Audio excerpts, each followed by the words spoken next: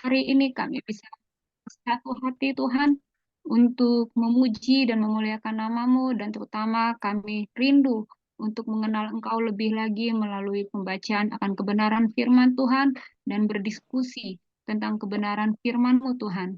Biarlah melalui kebenaran firman-Mu ini menjadi bekal bagi kami untuk bisa melayani jiwa-jiwa, sehingga kami tidak terombang-ambing oleh pengajaran palsu ataupun pengajaran yang sesat. Berikanlah kepada kami, ya Roh Kudus, roh hikmat pewahyuan kepada setiap pribadi lepas pribadi, terutama kepada Patim yang akan membantu kami Tuhan untuk melakukan diskusi akan kebenaran firman-Mu. Biarlah ketika dia memperkatakan Tuhan, itu adalah kebenaran daripada Engkau Tuhan. Itu adalah hikmat marifat yang Tuhan berikan melalui Patim Tuhan. Sehingga kami bisa dipenuhi lagi, dipersenjatai lebih lagi akan kebenaran firman-Mu. Berikanlah kami hati yang rindu dan haus dan lapar akan membaca kebenaran firman Tuhan, karena firman-Mu adalah petunjuk bagi hidup kami. Di dalam nama Tuhan Yesus, kami berdoa dan mengucap syukur. Haleluya. Amin. Amin. Oke, ibu-ibu, sekarang kita akan membaca kebenaran firman Tuhan, melanjutkan dari yang sebelumnya, yaitu Wahyu 10, 11, dan 12. Di sini kita ada berapa ya? Ada 15 orang. Bu Mensi dia nyimak ya, Bu? Oh, Dona, aku nyimak ya. Don, Mami nyimak ya, Don. Dua nyimak. oke. Ini perjalanan soalnya. Gelap, Siap. masalahnya nggak Siap nih. kelihatan. Ya. Oke. Oke, berarti ada 14 orang ya yang nyimak ya. Oh, tiga Saya orang. nyimak, Bu. Ibu saya nyimak lampu mati nih. Siapa? Ibu Nur ya? Iya, lampu mati, Bu. Oh, 4 Kan? orang. Berarti 12 orang yang bisa ini ya, baca ya. Siapa aja ya? 12 orang, 1 orang 3 ya. Berarti Ibu Marina bisa ya? Oke, bisa, Mbak. Marina Bisa, Mbak Don. bisa lah. Marina Bisa. ada dua, ada Marina Ginting sama Marina Kagami loh. Ibu Marina Ginting lebih dulu. Oh, aku tulis Marina Ginting. Oke. Ibu Lani bisa. Bisa, Bu. Oke, terima kasih Bu Lani. Ibu Menci. Mensi dia nyimak. Oh, nyimak. Oh ya. Ibu Maria Ira. Terus Bisa. Asik, bisa. Ibu Maria Ira bisa. Ibu Naceh ya? Iya, Naceh. Ibu Dede. Ibu Dede juga ada dua nih. Ini kita DDP. DDP ya, Dedep aja lah. Biar nggak ngawur, Dedep. Ya kan? Dedep. Karena yang satu tuh Dede juga. Oh, Dedep Dedep. ya, Bu ya. Atau Bu Priatin aja lah di sini. Yang satu Didi. Idenya Dona, Dedep, Dedep Yang lagi. mana? DP aja, DP. DP, Jangan iya, dipersikapi. iya. DP aja, DP. Oke, DP. kita sepakat. DP deh. DP aja daripada Priatin ya kan? Oke, Udah di terus DP aja, di DP. Berapa persen DP-nya? udah DP. Udah, Bu, DP. terus? Ibu Lia. Ya. Kalian Ababan. Oke. Dewi Bogor. Ya, oke. Ini dari Subang Ibu Eti. Iya. Bukan Ibu iPhone lagi ya, udah ganti. Gacor. Udah, terus? Ibu Eti, Ibu Lorita. Lalu Marina Kamagi. Marina Kamagi. Sama Ibu Sofi. Bu Sofi. Terus Ibu Joli, terus Dona terakhir. Ya. Saya bacain dulu ya namanya ya. Di mana di chat saya ulang. Ibu Marina Ginting, Ibu Lani, Ibu Maria Ira, Ibu Nace, Ibu DP, Ibu Lia, Ibu Dewi, Ibu Eti, Ibu Lorita, lalu Ibu Marina Kagami, Sofi, Joli, dan Dona. Ya, kita baca 1 orang 3 pasal, 3 ayat ya. 3 ayat. Oke. Mulai nih ya. Ya, Bu. Oke. Lihat dulu. Mana ini suaranya, Mbak? Saya baca Wahyu 10 ayat 1 sampai 3. Kitab terbuka. Dan aku melihat seorang malaikat lain yang kuat turun dari surga, berselubungkan awan, dan pelangi ada di atas kepalanya, dan mukanya sama seperti matahari, dan kakinya bagaikan tiang api. Ayat 2, dalam tangannya ia memegang sebuah gulungan kitab kecil yang terbuka. Ia menginjakkan kaki kanannya di atas laut dan kaki kirinya di atas bumi. Ayat 3, dan ia berseru dengan suara nyaring, sama seperti singa yang mengaum, dan sesudah ia berseru, ketujuh guru itu memperdengarkan suaranya. Amin.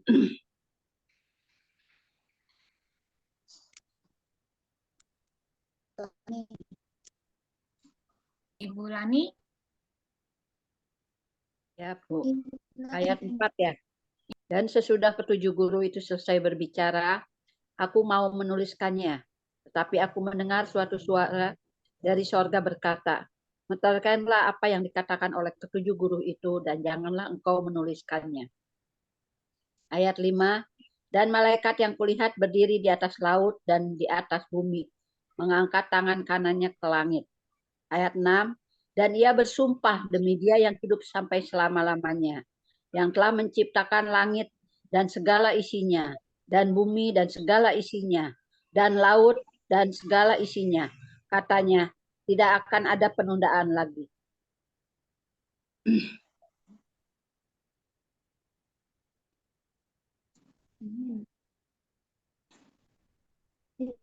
Lanjut ayat 7. Ibu Maria Ira ya. ya, Ibu Maria Ira. Oh, bukan Ibu Lani. Ibu Lani sudah. Oh, sudah, maaf. Ya. Oke. Sekarang saya Wahyu 10 ayat 7.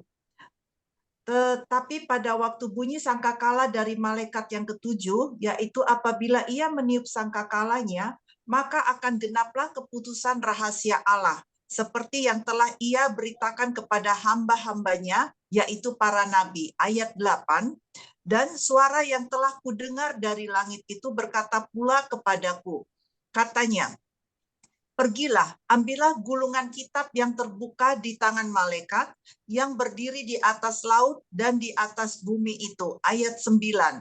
Lalu aku pergi kepada malaikat itu dan meminta kepadanya, supaya ia memberikan gulungan kitab itu kepadaku. Katanya kepadaku, ambillah dan makanlah dia.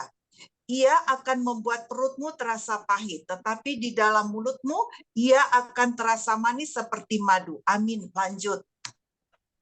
Wahyu 10 ayat 10 demikian bunyi firman Tuhan. Lalu aku mengambil kitab itu dari tangan malaikat itu dan memakannya. Di dalam mulutku ia terasa manis seperti madu, tapi sesudah aku memakannya perutku menjadi pahit rasanya. 11. Maka ia berkata kepadaku, engkau harus bernubuat lagi kepada banyak bangsa dan kaum dan bangsa dan raja. Ayat 11 ayat 1. Dua saksi Allah. Kemudian diberikannya kepadaku sebatang bulu seperti tongkat, pengukur rupanya, dengan kata-kata yang berikut. Bangunlah dan ukurlah bait suci Allah dan mezbah dan mereka yang beribadah di dalamnya. Amin.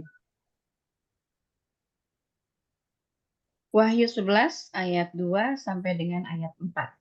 Tetapi kecualikan pelataran bait suci yang di sebelah luar, janganlah engkau mengukurnya. Karena ia telah diberikan kepada bangsa-bangsa lain dan mereka akan menginjak-injak kota suci 42 bulan lamanya. Dan aku akan memberi tugas kepada dua saksiku supaya mereka bernubuat sambil berkabung 1260 hari lamanya. Mereka adalah kedua pohon zaitun dan kedua kaki dian yang berdiri di hadapan Tuhan semesta alam. Amin. 11 Wahyu 11 ayat 5. Dan jikalau ada orang yang hendak menyakiti mereka, keluarlah api dari mulut mereka menghanguskan semua musuh mereka. Dan jikalau ada orang yang hendak menyakiti mereka, maka orang itu harus mati secara itu. Ayat 6, mereka mempunyai kuasa menutup langit, supaya jangan turun hujan selama mereka bernubuat, dan mereka mempunyai kuasa atas segala air untuk mengubahnya menjadi darah, dan untuk memukul bumi dengan segala jenis malapetaka setiap kali mereka menghendakinya. Ayat 7, dan apabila mereka telah menyelesaikan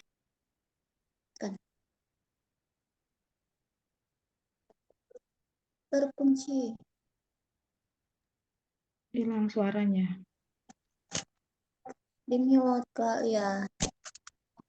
Maaf, Ayat 7. ayat 7. Dan apabila mereka menyelesaikan kesaksian mereka, maka binatang yang muncul dari jurang maut akan memerangi mereka dan mengalahkan mereka serta membunuh mereka. Amin. Ayat 8. Dan mayat mereka akan terletak di atas jalan raya kota besar yang secara rohani disebut Sodom dan Mesir, di mana juga Tuhan mereka disalibkan. Dan orang-orang dari segala bangsa dan suku dan bahasa dan kaum melihat mayat mereka 3,5 hari lamanya, dan orang-orang itu tidak memperbolehkan mayat mereka dikuburkan. Dan mereka yang diam di atas bumi bergembira dan bersukacita atas mereka itu, dan berpesta dan saling mengirim hadiah, karena kedua nabi itu telah merupakan siksaan bagi semua orang yang diam di atas bumi. Amin.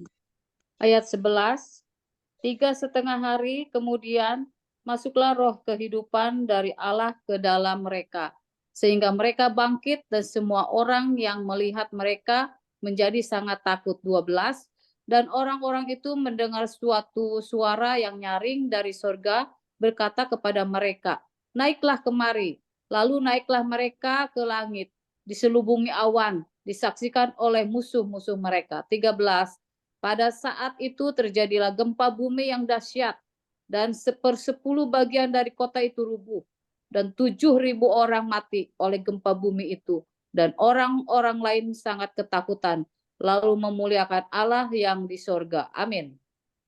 Ayat 14, celaka yang kedua sudah lewat, lihatlah celaka yang ketiga segera menyusul.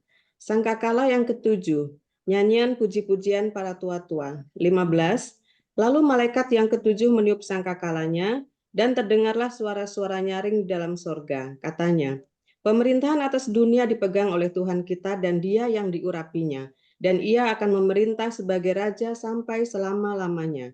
16, dan ke-24 tua-tua yang duduk di hadapan Allah di atas tahta mereka tersungkur dan menyembah Allah. Amin. Sambil berkata, kami mengucap syukur kepadamu, ya Tuhan Allah, yang Maha Kuasa, yang ada dan yang sudah ada. Karena Engkau telah memangku kuasamu yang besar, dan telah mulai memerintah sebagai Raja. Dan semua bangsa telah marah, tetapi amarahmu telah datang dan saat bagi orang-orang mati untuk dihakimi, dan untuk memberi upah kepada hamba-hambamu, nabi-nabi dan orang-orang tak kudus, dan kepada mereka yang takut akan namamu, kepada orang-orang kecil dan orang-orang besar, dan untuk membinasakan barang siapa yang membinasakan bumi. Maka terbukalah bait suci Allah yang di sorga, dan kelihatanlah tabut perjanjian di dalam bait suci itu, dan terjadilah kilat dan deru guru dan gempa bumi dan hujan es lebat. Amin. Pasal 12, perempuan dan naga. Ayat 1, maka tampaklah suatu tanda besar di langit, seorang perempuan berselubungkan matahari dengan bulan di bawah kakinya dan sebuah mahkota dari 12 bintang di atas kepalanya. Ayat 2, ia sedang mengandung dan dalam keluhan dan penderitaannya hendak melahirkan, ia berteriak kesakitan. Ayat 3, maka tampaklah suatu tanda yang lain di langit, dan lihatlah seekor naga merah padam yang besar, berkepala 7 dan bertanduk 10, dan di atas kepalanya ada 7 mahkota. Amin. Bu Maureen, Bu Ruth mau ikutan baca? Ada di sini Maureen Lasut. Kalau enggak saya lanjut ya. Ayat 4 sampai ayat 6. Dan ekornya menyeret 1/3 dari bintang-bintang di langit dan melemparkannya di atas bumi, ke atas bumi. Dan naga itu berdiri di hadapan perempuan yang hendak melahirkan itu untuk menelan anaknya segera sesudah perempuan itu melahirkannya. 5.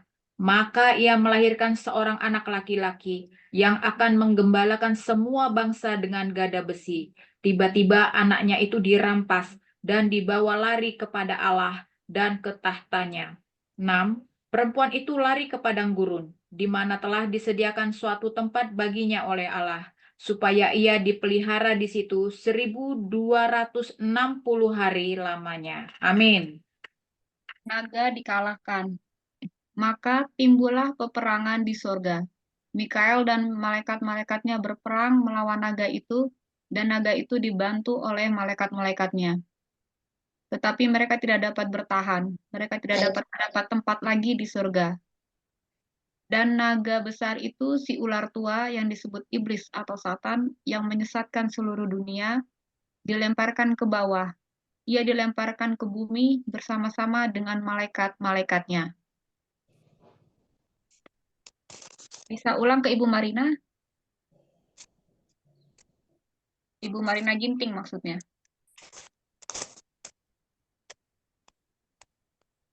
Masih di mute.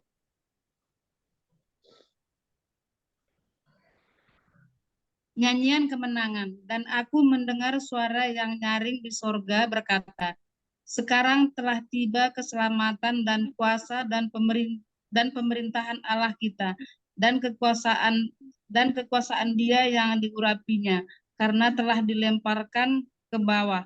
Pendakwa saudara-saudara kita yang mendakwa mereka siang dan malam di hadapan Allah kita.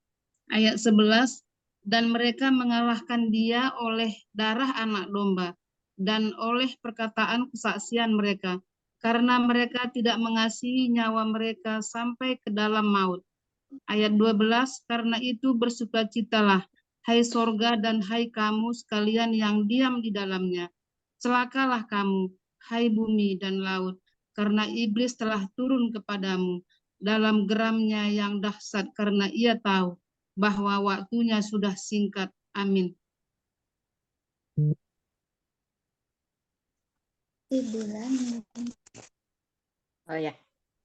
Naga memburu perempuan itu. Ayat 13, dan ketika naga itu sadar bahwa ia telah dilemparkannya di atas bumi, ia memburu perempuan yang melahirkan anak laki-laki itu.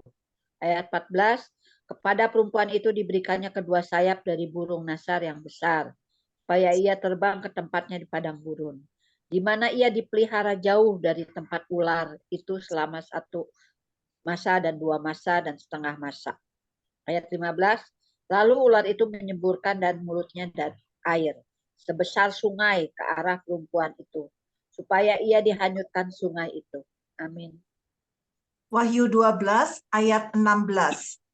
Tetapi bumi datang menolong perempuan itu. Ia membuka mulutnya dan menelan sungai yang disemburkan naga itu dari mulutnya. Ayat 17, maka marahlah naga itu kepada perempuan itu lalu pergi memerangi keturunannya yang lain, yang menuruti hukum-hukum Allah dan memiliki kesaksian Yesus.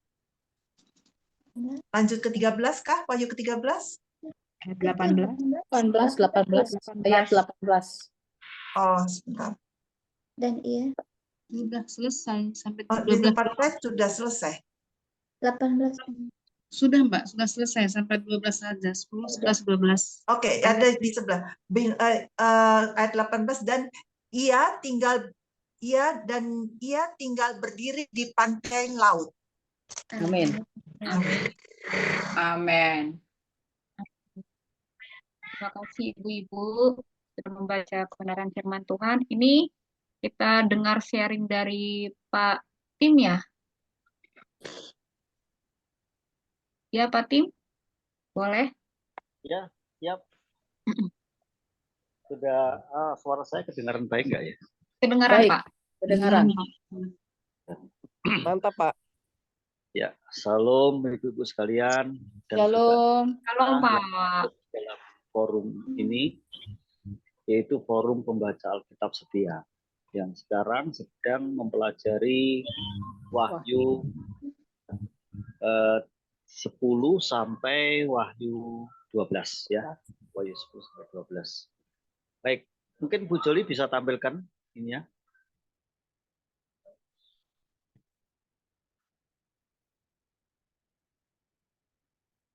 Ini Pak. Ya, sebentar. Ini belum tampil di sini. Oke, baik. Langsung di slide show aja. Ya. Langsung ke slide 6 ya Bu ya. Slide 6. Ya. Oke, sebentar dulu. Ini ya Pak ya? Oke, ya. Betul. Ya, sebentar.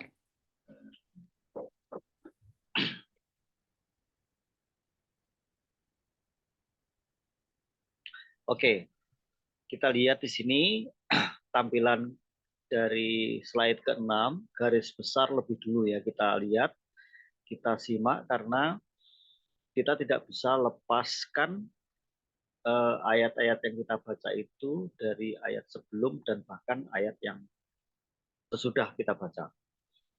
Ya. Baik, di sini kita melihat sampai di pasal 8, ayat 6 sampai pasal 11, ayat 19. Lalu sebenarnya kita sudah masuk ke pasal 12, ayat 1, kemudian sampai pasal 14, ayat 20. Karena pembacaan kita sampai ayat 12, pasal 12, maka ini adalah penglihatan ke-7 tanda.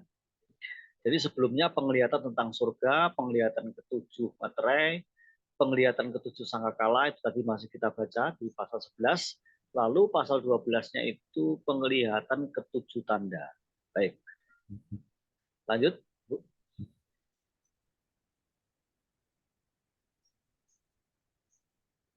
Nah, itu yang keempat. Baik. Terus lanjutkan lagi.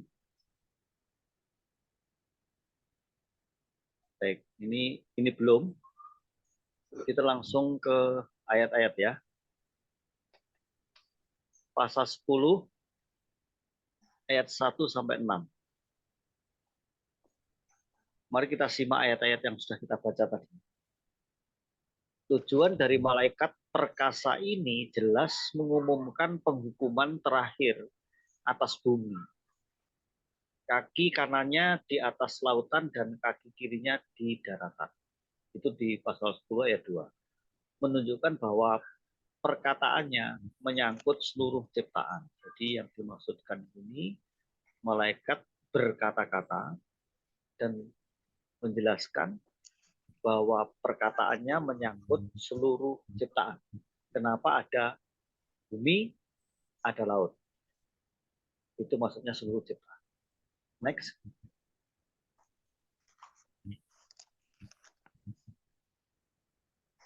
Lanjutkan, Bu.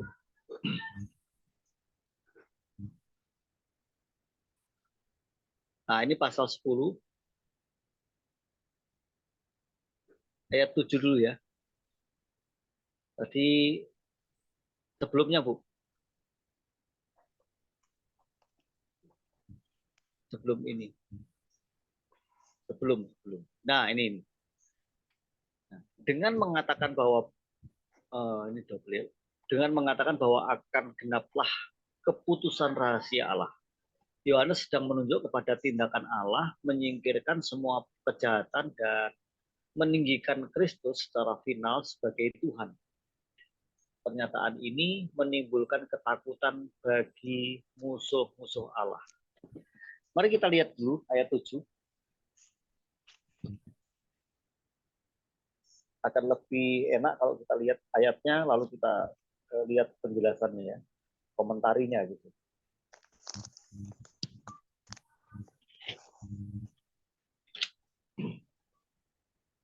Nah, ayat 7 bunyinya demikian. Tetapi pada waktu bunyi sangkakala dari malaikat yang ketujuh, yaitu apabila ia meniup sangkakalanya, maka akan genaplah keputusan rahasia Allah seperti yang telah ia beritakan kepada hamba-hambanya, yaitu para nabi. Nah, jadi ini maksudnya dengan mengatakan bahwa akan genaplah keputusan rahasia Allah, Yohanes sedang menunjuk pada tindakan Allah menyingkirkan semua kejahatan dan menunjukkan Kristus secara final sebagai Tuhan. Dan pernyataan ini menimbulkan ketakutan bagi musuh-musuh Allah.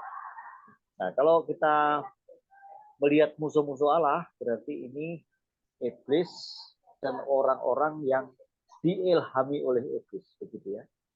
Next, kita lihat lebih lanjut.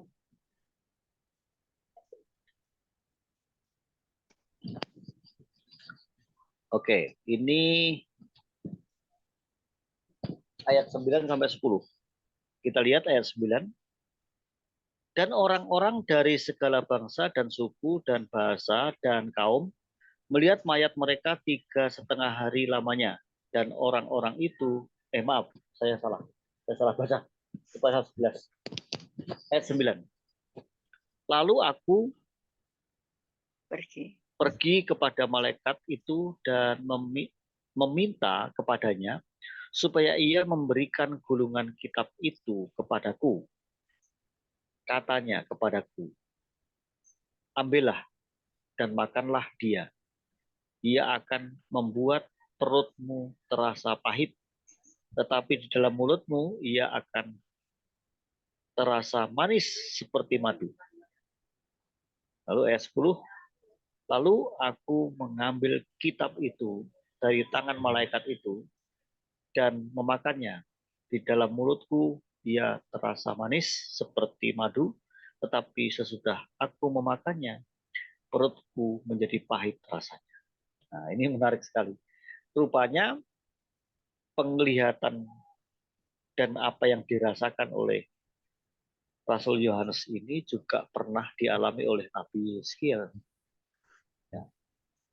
Juga mendapatkan penglihatan yang mirip sekali, di mana dia disuruh memakan gulungan kitab yang penuh dengan penghukuman terhadap bangsa Israel.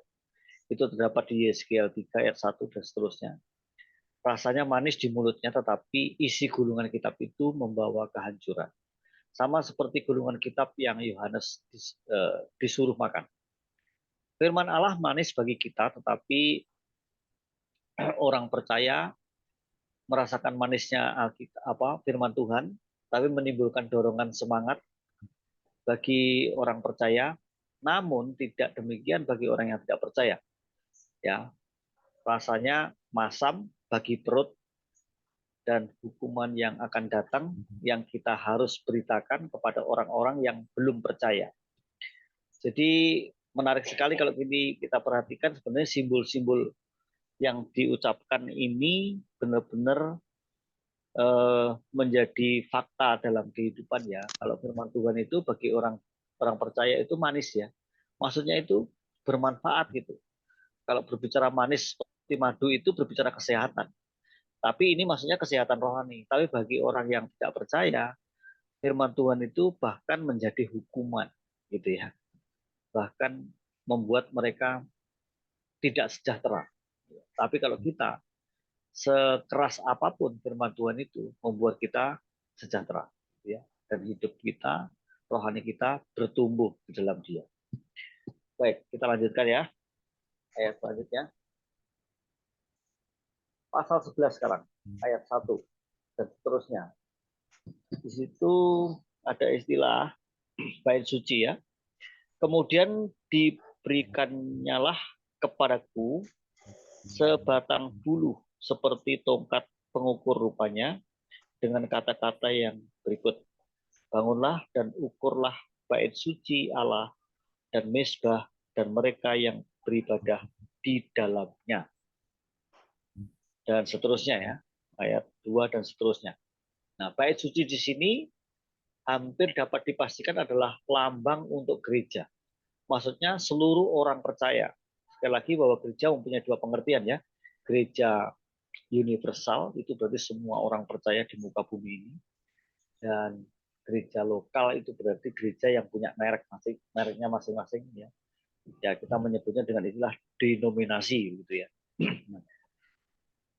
Perhatikan di sini, karena tidak akan ada bait suci di Yerusalem baru nantinya, itu terdapat di pasal 21 ayat 22. Yohanes mengukur bait suci itu untuk menunjukkan bahwa Allah sedang membangun tembok perlindungan di sekeliling umatnya untuk meluputkan mereka dari bencana rohani, dan bahwa ada tempat yang disediakan bagi orang percaya yang tetap setia kepada Allah.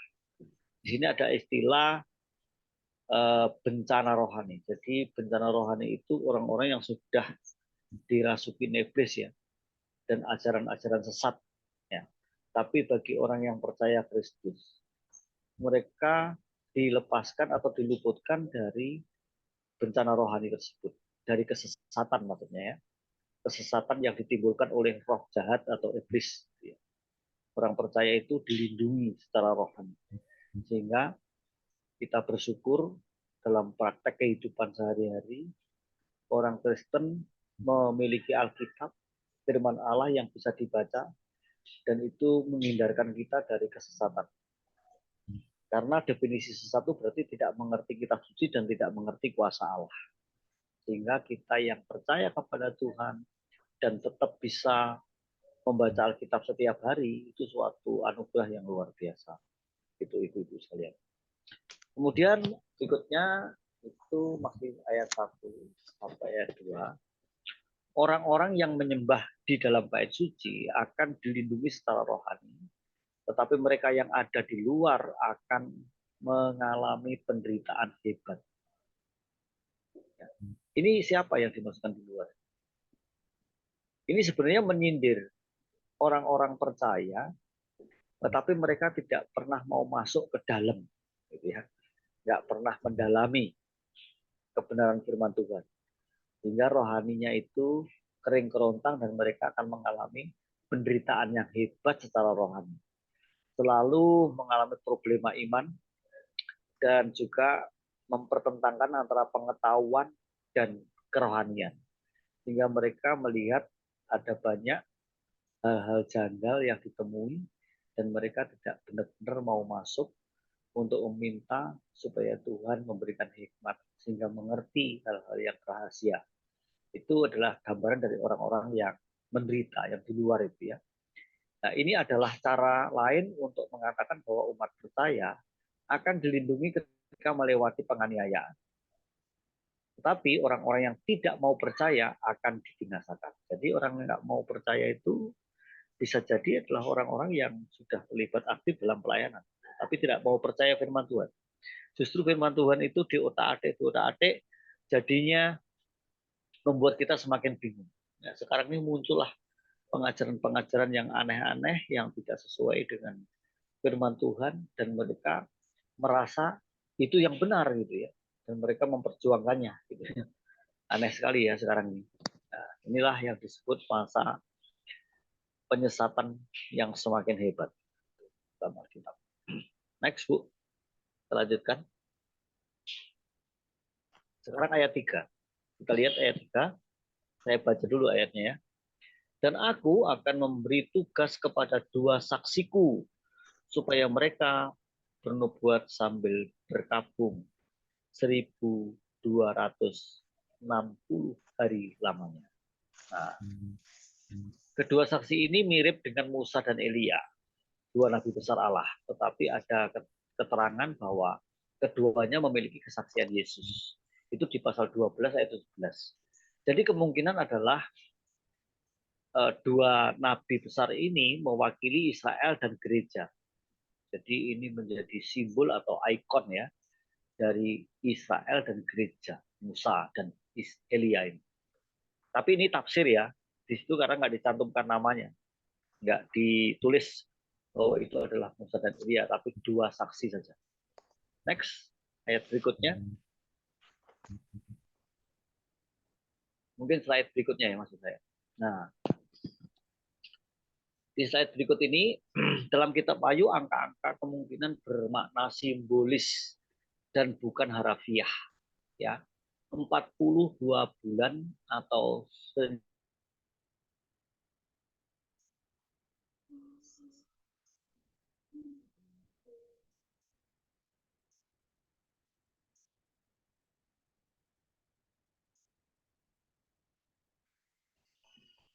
itu saat nanti akan muncul masa kesukaran besar atau masa tribulasi. Ya, perhatikan peristiwa-peristiwa yang dinubuatkan untuk periode waktu ini. Ada kesulitan di dalam Daniel 12 ayat 7, kota suci diinjak-injak. Itu berbicara tentang perempuan berlindung di padang gurun. Itu pasal 12 ayat 6. Maksudnya kota suci itu menunjuk kepada Yerusalem, ya. Kemudian perempuan ini menunjuk kepada Israel, ya, di mana Israel itu pernah diinjak-injak Dan itu sudah terjadi sebenarnya. Tetapi juga akan terjadi lagi nanti pada waktu bangsa-bangsa datang untuk menyerbu Yerusalem. Dan binatang yang diilhamkan oleh iblis menggunakan otoritasnya. Itu di pasal 13 ayat 3. Jadi itu saling terkait ya. Saya kira kita ngerti bahwa nubuatan Alkitab itu sebenarnya menunjuk kepada hal yang sudah terjadi.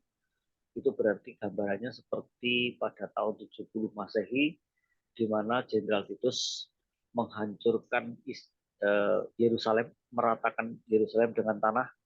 Tidak ada satu bangunan yang dibiarkan berdiri, dan orang-orang dianiaya secara luar biasa itu orang Israel. Dan lebih dari 1 juta orang-orang dibantai dan juga ditawan, dibawa ke Roma. Ya. Mari kita lanjutkan lagi. Ya. Ayat 8 dan 9. Langsung lompat ayat 8, saya baca. Dan mayat mereka akan terletak di atas jalan raya kota besar. Kota besar Yerusalem, selalu Yerusalem, yang secara rohani disebut Sodom dan Mesir, di mana juga Tuhan mereka disalibkan. Perhatikan, Tuhan disalibkan itu di kota besar Yerusalem ya. Tetapi 2 kota yang disebut di situ menunjuk pada negara, yaitu Sodom dan Mesir. Nah, di tahun 70 Masehi, Yerusalem yang pernah merupakan kota besar ya dan ibu kota Israel sekarang adalah wilayah musuh. Nah, kota itu disamakan dengan Sodom dan Mesir. Maksudnya saat ini sekarang ini maksudnya saat Yohanes itu mendapatkan penglihatan ya, mendapatkan wahyu dari Tuhan ini ya. Kota itu disamakan dengan Sodom dan Mesir. Keduanya terkenal karena kejahatan mereka. Pada saat Yohanes menulis kitab ini, Yerusalem telah dihancurkan oleh bangsa Romawi pada tahun 70 Masehi. Hampir 1 juta orang Yahudi dibantai dan harta bait suci diangkut ke Roma. Ini kejadiannya seperti pada waktu Israel dibuang ke Babilonia dan bait sucinya juga diangkut ke Babel pada zaman Kerajaan Nebukadnezar. Dan ini terulang di tahun Masehi, tahun 70 Masehi. Dan ingat bahwa ini sebagai satu pembalasan atas penyaliban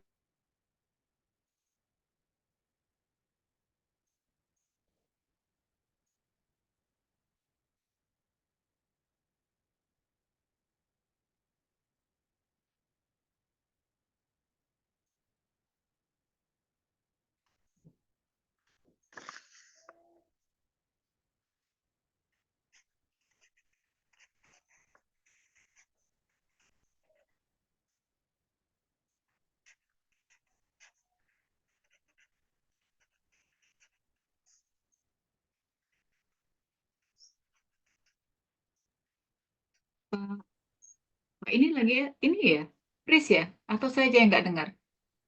Ini nge-freeze kayaknya, Bu. Oh ya udah Iya, benar. Fatimnya. Oh iya dia hilang. Tak pikir kok semua diam. Apa jangan-jangan sinyalku yang error? Ternyata salah. Sabar-sabar, ntar juga masuk lagi. Udah masuk belum Fatim lagi? Nge-freeze dia. Signal kayaknya, Bu. Oh. Sinyalnya nggak bagus lagi. Iya. Tapi ada Pak Iwan nih. Shalom Pak Iwan. Mau lanjut, Pak Iwan asistennya Fatim Fatim. boleh. Lanjut Pak Iwan.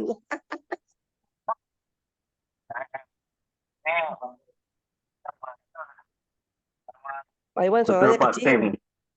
Oh ya? Iya Pak Iwan. Ayo dong Pak Tim. Bentar, aku gede. Oh. Sekarang. Ya udah Pak Iwan. Ayo Pak Iwan. Lanjutin Pak Iwan. Saya nggak pakai ini ya, nggak pakai kamera ya. Karena Iya. signal di saya ini kadang-kadang hilang.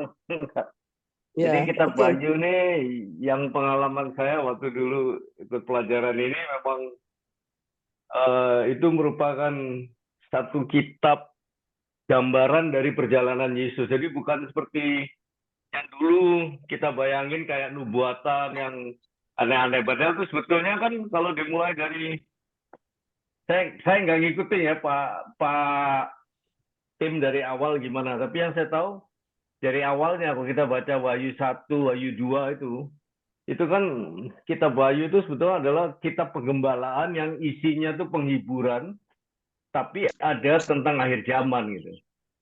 Jadi kisah yang disebutkan dari Wahyu 1, 2 dan seterusnya itu banyak merupakan kisah pengulangan Perjanjian Lama dan kisah Rasul. Nah, dulu buku pegangan saya itu saya lupa namanya apa, ada bukunya itu. Nah, yang disampaikan Pak Tim ini juga bagus banget. Tadi Pak Tim bilang kadang-kadang dia bilang ini adalah penafsiran. Memang betul ini banyak penafsiran sih. Tapi minimal setelah saya pelajari kitab Wahyu dulu itu, saya baru tahu bahwa kita nggak bisa menafsirkan Wahyu ini kecuali memang ada dasarnya yang tadi saya bilang, ada pengulangan dari Perjanjian Lama dan kisah Rasul tadi. Makanya Pak Tim kan tadi ambil di kitab mana itu, Perjanjian Lama tadi kan. Itu benar, tapi kalau nggak ada, ya sebaiknya kita jangan menafsirkan lalu dihubung-hubungkan dengan nubuatan yang diambil dari langit. Itu yang saya tahu yang merupakan dasar untuk mau belajar kitab Wahyu yang dari awal merubah paradigma saya. Jadi kalau tadi kan kalau nggak salah ada Pak Tim bilang apa yang tadi itu ayat 7 ya, sebelah yang sebelum slide sebelumnya ini. Halo. Oke Pak Tim, silakan lanjut Pak Tim. Halo. Jadi memang ini kita penghiburan sebetulnya ya, pembelaan pada Ya, orang sudah masuk percaya. lagi Bu. Saya tadi ada kesalahan ya. Sudah Pak. Lanjut Pak Tim. Ya. Ya.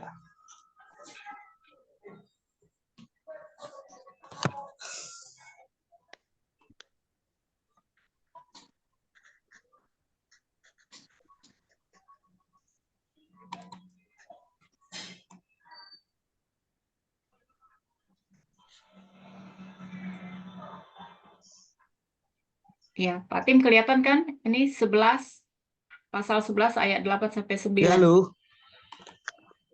Halo, dengar Pak? Sudah dengar? Oke. Saya lanjutkan ya. Ya.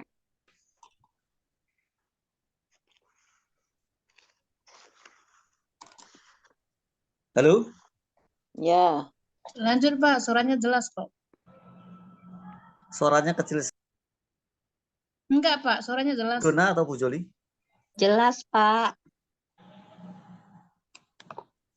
Suaranya kecil sekali. Sebentar. Oh, bersuara kita yang enggak jelas didengar Pak. Kalau kami dengar suara Bapak jelas. Suara kami jelas enggak didengar. Ya, suara Bapak jelas. Tapi Bapak dengar suara kami enggak jelas gitu ya? Iya, kecil sekali. Oh, Gitu. suara Bapak terdengar normal. Kalau suara Bapak jelas Pak.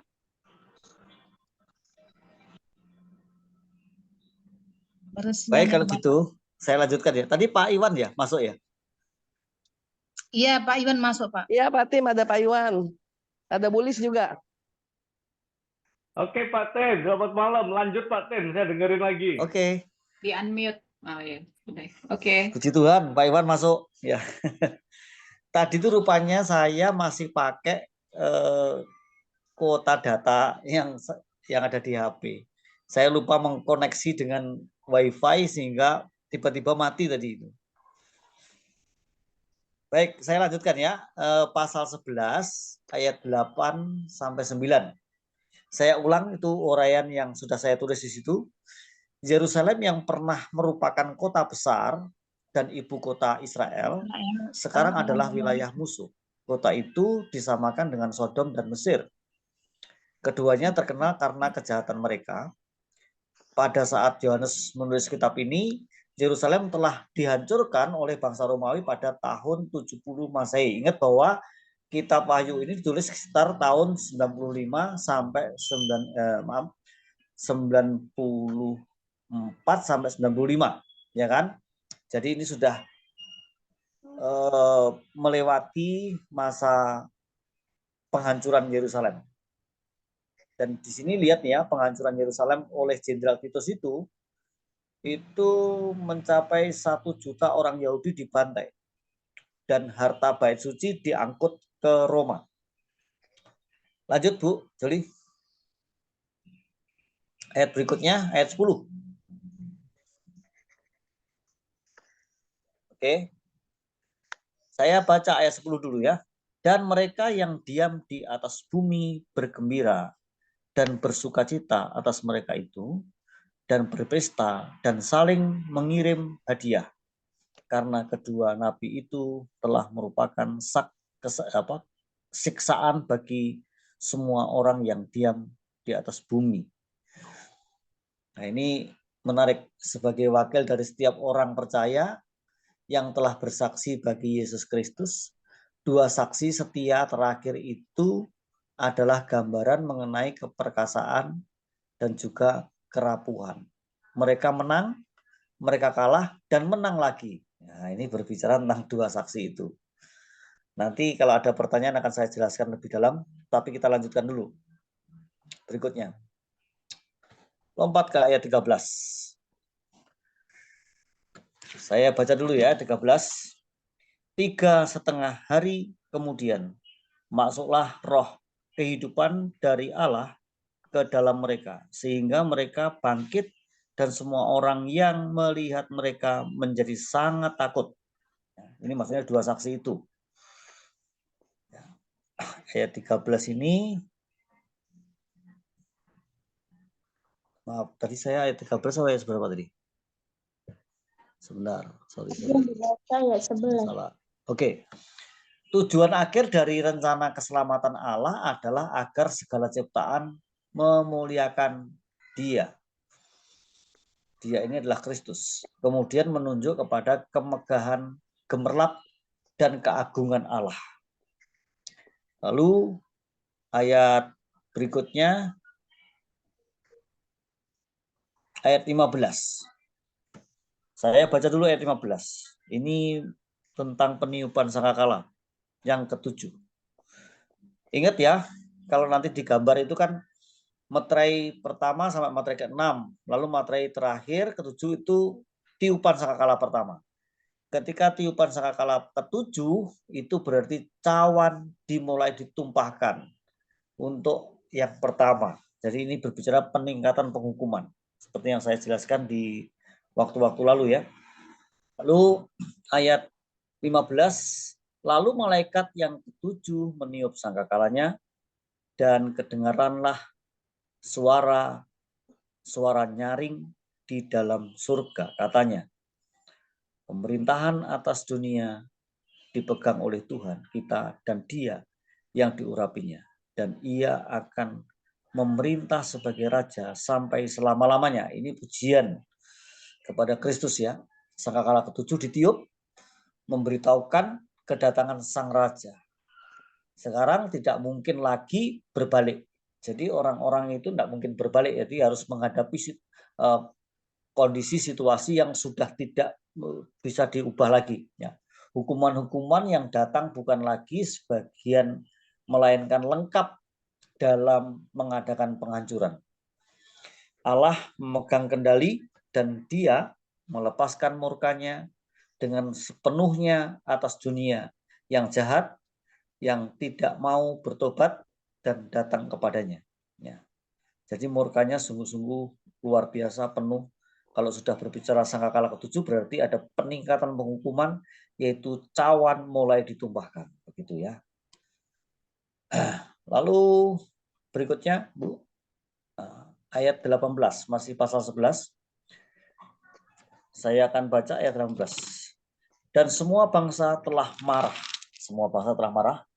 Tapi amarahmu telah datang, dan saat bagi orang-orang mati untuk dihakimi, dan untuk memberi upah kepada hamba-hambamu, nabi-nabi dan orang-orang kudus, dan kepada mereka yang takut akan namamu, kepada orang-orang kecil dan orang-orang besar, dan untuk membinasakan barang siapa yang membinasakan bumi. Nah, ini ayat 18. Dan ayat 19, maka terbukalah bait suci Allah yang di surga, dan kelihatanlah tabut perjanjiannya di dalam bait suci itu, dan terjadilah kilat dan deru guruh dan gempa bumi dan hujan es hebat. Ya. Di ayat 18 ini dalam Alkitab Allah memberikan upah kepada umatnya sesuai dengan layaknya mereka diterima. Ya. Yang maksudnya yang mereka layak untuk menerima upah itu memang Allah memberikan kepada mereka, yaitu mahkota-mahkota yang memang seharusnya diterima oleh mereka. Kemudian pada zaman perjanjian lama, tabut perjanjian adalah harta paling suci dari bangsa Israel, dan itu terlihat di surga. Namun apa yang terlihat begitu megah dan indah itu, ternyata justru di balik itu di bumi ini terjadi penghukuman yang luar biasa, dahsyatnya gitu ya. Berikutnya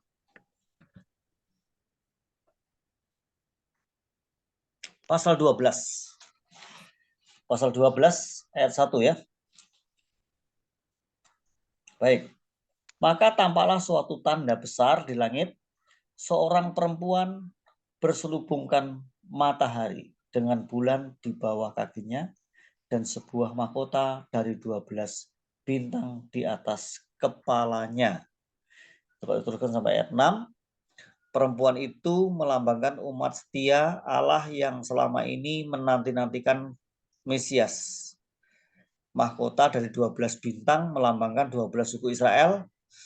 Allah memisahkan bangsa Yahudi bagi dirinya. Itu terdapat di Roma, ini referensinya ya, Roma 9 ayat 4 sampai 5. Dan dari bangsa itu lahir Sang Mesias. Anak laki-laki itu adalah Yesus. Itu terdapat di pasal 12 ayat 5. Next, Bu. Ayat 3 dan 4. Ayat 3 4 saya baca. Maka tampaklah suatu tanda yang lain di langit, dan lihatlah seekor naga merah padam yang besar, berkepala 7 dan bertanduk 10, dan di atas kepalanya ada 7 mahkota. Naga besar, naga merah besar, ini adalah si iblis, memiliki 7 kepala, 10 tanduk, dan 7 mahkota, yang melambangkan kuasanya dan kerajaan-kerajaan dunia yang dia pimpin. Jadi ini simbol ya. Jadi iblis itu rupanya berkuasa atau mencengkeram orang-orang yang menjadi penguasa-penguasa dunia. Dan itu dalam perjanjian baru juga banyak dijelaskan.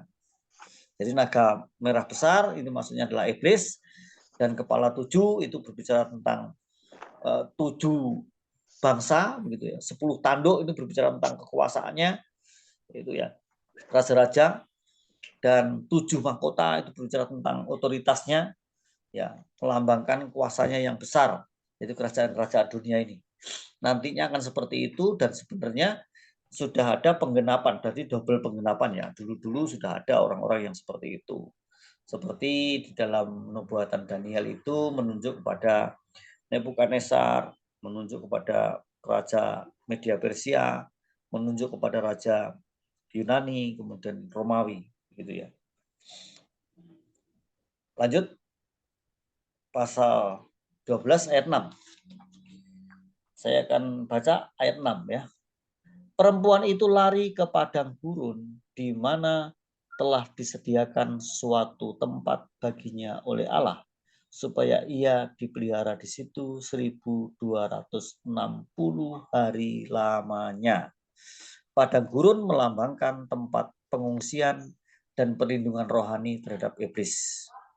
Angka 1260 hari itu sama dengan 3,5 tahun, merupakan jangka waktu yang sama di mana si naga diizinkan menggunakan kekuasaannya. Itu pasal 13 ayat 5 yang bunyinya, dan kepada binatang itu diberikan mulut yang penuh kesombongan, dan hujat kepadanya diberikan juga kuasa untuk melakukannya 42 bulan lamanya. Nah, ini menarik sekali ya, di situ 42 bulan kalau dihitung ya 1260 hari. Begitu Ibu-ibu sekalian, di bagian ini kita ngerti bahwa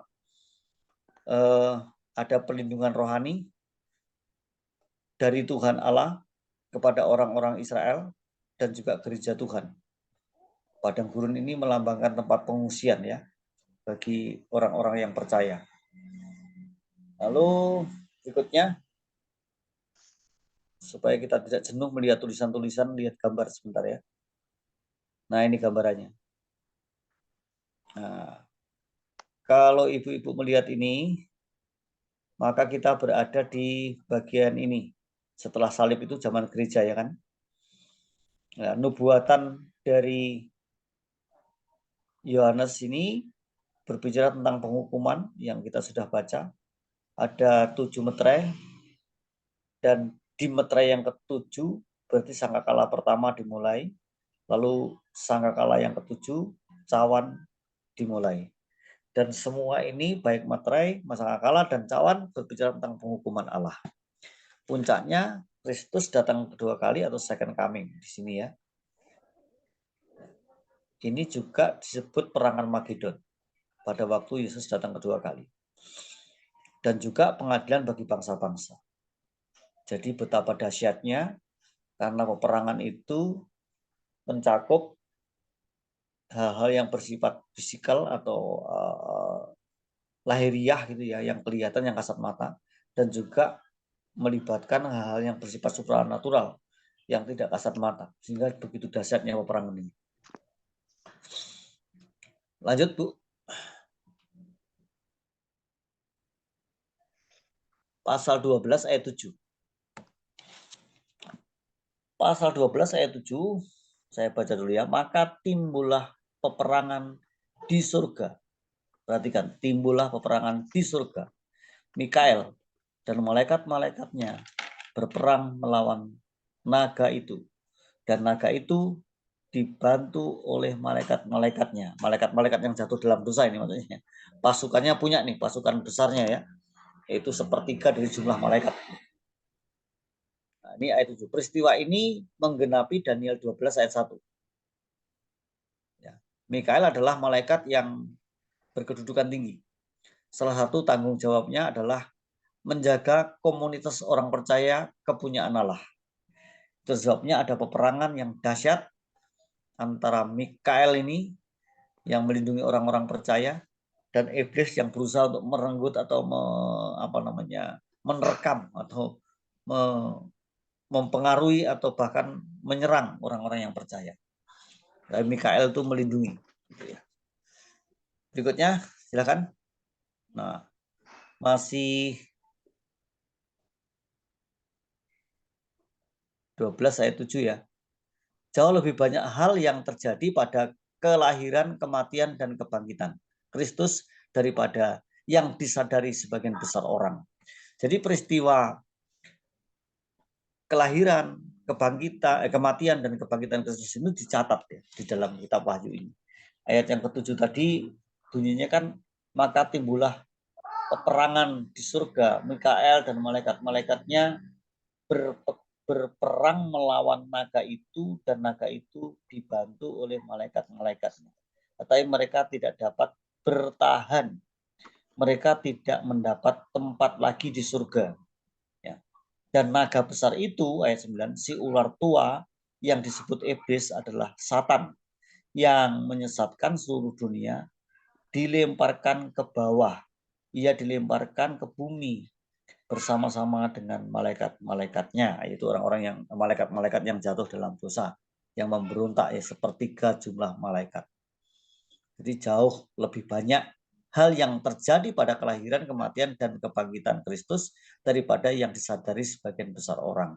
Ini adalah puncak dari kemenangan yang sebenarnya malaikat itu mengingatkan peristiwa yang sangat besar ini, yaitu maha besar, maha penting ini ya, yaitu kelahiran, kematian, dan kebangkitan Kristus. Gitu. Jadi maksudnya malaikat itu mengingatkan begitu ya. Baik, kita lanjutkan.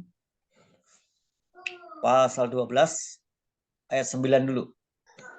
Saya baca ayat 9. Dan naga besar itu, si ular tua yang disebut iblis atau Satan, yang menyesatkan seluruh dunia, dilemparkan ke bawah. Ia dilemparkan ke bumi bersama-sama dengan malaikat-malaikatnya. Iblis bukanlah suatu simbol, ya. Ini menariknya karena semua ayat-ayat dalam kitab Wahyu ini sebagian besar 90% itu simbol-simbol. Tapi kalau untuk iblis, Satan itu bukan simbol atau legenda. Dia sangat nyata. Nah, ayat 10-nya, dan aku mendengar suara yang nyaring di surga berkata, sekarang telah tiba keselamatan dan kuasa dan pemerintahan Allah kita dan kekuasaan Dia yang diurapinya, karena telah dilemparkannya ke bawah pendakwa saudara-saudara kita yang mendakwa mereka siang dan malam di hadapan Allah kita. Ini sudah diubah jadi lagu. Ya, sudah jadi lagu. Tapi ini mempunyai makna yang sangat dalam. Di sini dikatakan iblis tidak bisa lagi mendakwa manusia di hadapan Allah karena sudah ditangkap oleh Mikael, kemudian dipenjarakan. Ya, seperti peristiwa Ayub itu masih bisa mendakwa manusia, tetapi di peristiwa ini setelah ditangkap oleh Mikael, maka iblis tidak lagi bisa mendakwa manusia. Nah, lalu ayat 11, dan mereka mengalahkan dia oleh darah anak domba dan oleh perkataan kesaksian mereka, karena mereka tidak mengasihi nyawa mereka sampai ke dalam maut. Jadi orang-orang percaya ini benar-benar tidak takut kehilangan nyawa, maksudnya tidak mengasihi nyawa mereka itu tidak takut kehilangan nyawa. Jadi saksi-saksi itu betul-betul militan yang luar biasa ya. Nah, pukulan telak terhadap iblis datang ketika sang anak domba. Ini menjadi contoh utama orang yang tidak takut kehilangan nyawa itu adalah Yesus Kristus. Nah, ini mencurahkan darahnya untuk dosa-dosa kita. Dan para saksi di akhir zaman juga demikian. Orang-orang yang tidak menyayangkan nyawanya sendiri. Orang yang tidak takut kehilangan nyawanya. Next. Masih pasal 12. Khusus ayat 12. Karena itu bersukacitalah, hai surga dan hai kamu sekalian yang diam di dalamnya.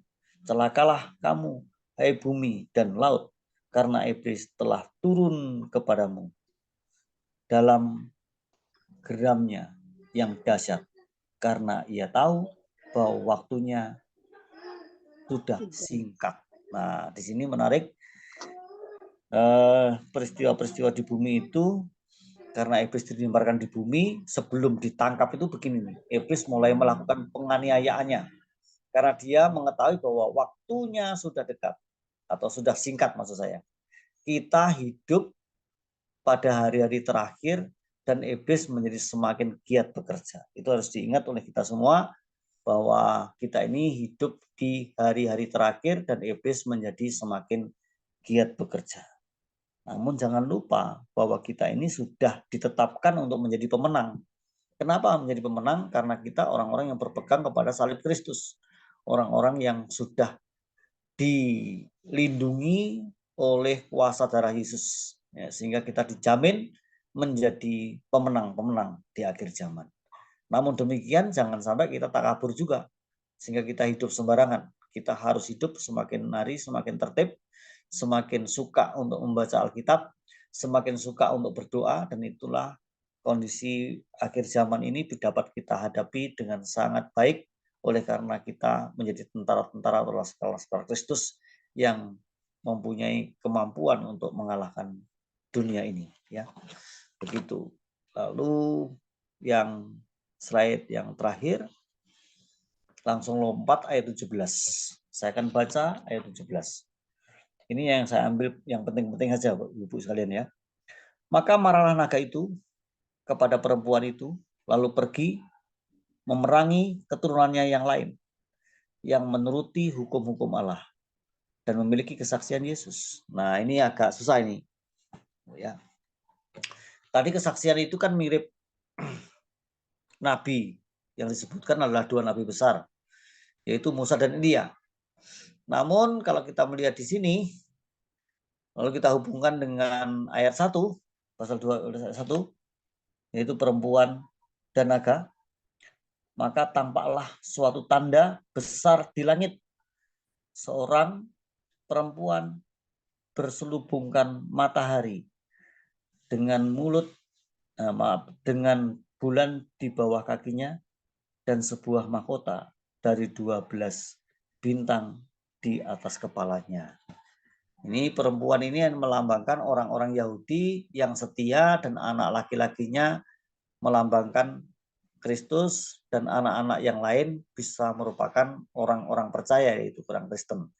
Jadi dua saksi itu rupanya ikonnya itu seperti digambarkan seperti Musa dan Elia, namun nanti di dalam prakteknya itu ternyata ada dua pihak yang sangat penting di dalam Alkitab, yaitu pertama adalah orang Yahudi, orang Israel, dan yang kedua adalah orang percaya, yaitu orang Kristen. Yang ini bisa disebut orang-orang yang memiliki kesaksian Yesus, dan itu bisa disebut sebagai dua saksi Allah yang memang akan dianiaya oleh Antikristus, tapi akhirnya walaupun pernah kalah bahkan terbunuh, tetapi akhirnya bangkit lagi dan akhirnya menang. Itu penting sekali.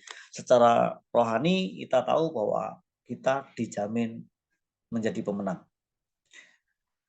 Begitu sampai di sini, Ibu sekalian, di bagian yang terakhir, saya terakhir itu mengingatkan pada pasal 19 ayat 11, lalu aku melihat surga terbuka, sesungguhnya ada seekor kuda putih, dan ia yang menungganginya bernama Yang Setia dan Yang Benar.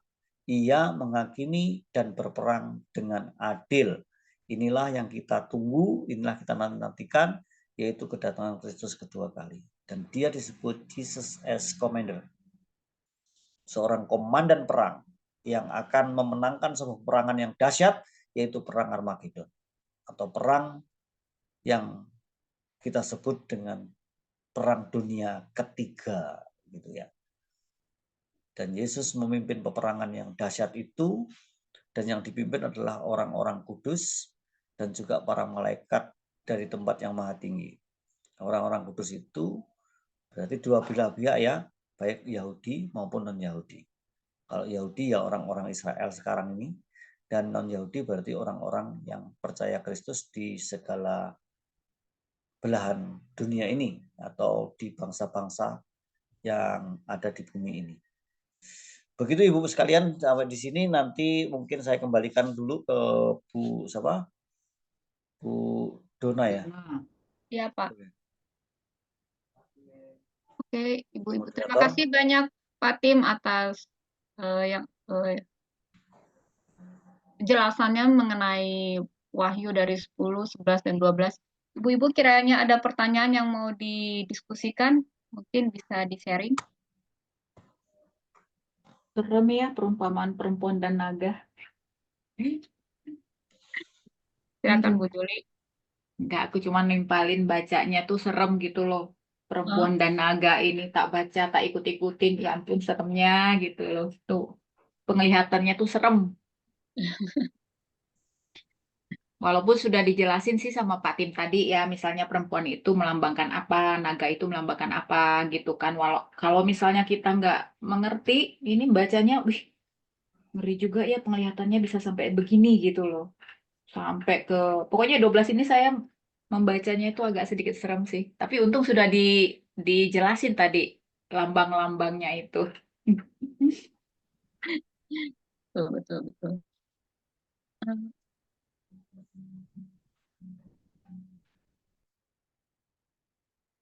Pak, saya mau nanya deh Pak, yang mengenai dua saksi Allah itu berarti itu berbicara bukan individu ya Pak ya? Jadi itu dua pengertian, Bu. Oh gitu. Jadi secara tafsir, jadi ada para teolog yang sudah menafsirkan, itu memang menunjuk pada Musa dan Elia. Namun agak sulit karena ada kendala-kendala, Bu. Kalau yang dimaksudkan Musa kan memang sudah mati. Iya. Nah, kalau sudah mati, bagaimana dia bisa terbunuh gitu kan? Itu agak susah secara nalar itu. Tapi kalau kita telusuri, ternyata memang baik Musa maupun Elia ini merupakan ikon dari Israel dan gereja. Jadi Musa mewakili Israel, Elia mewakili gereja. Begitu. Israel itu tapi orang yang percaya Kristus kan ya Pak ya? Iya, ini sebenarnya dua-duanya memiliki kesaksian Yesus. Makanya kalau ditafsir itu sebagai Musa dan Elia itu agak susah. Karena di zaman Musa maupun zaman Elia itu kedua nabi ini belum berbicara tentang Yesus secara gamblang gitu ya. Mereka memberikan simbol-simbol tentang Mesias saja. Oh. Gitu. Dan saya yakin kalau ini yang paling tepat itu ya Israel dan gereja.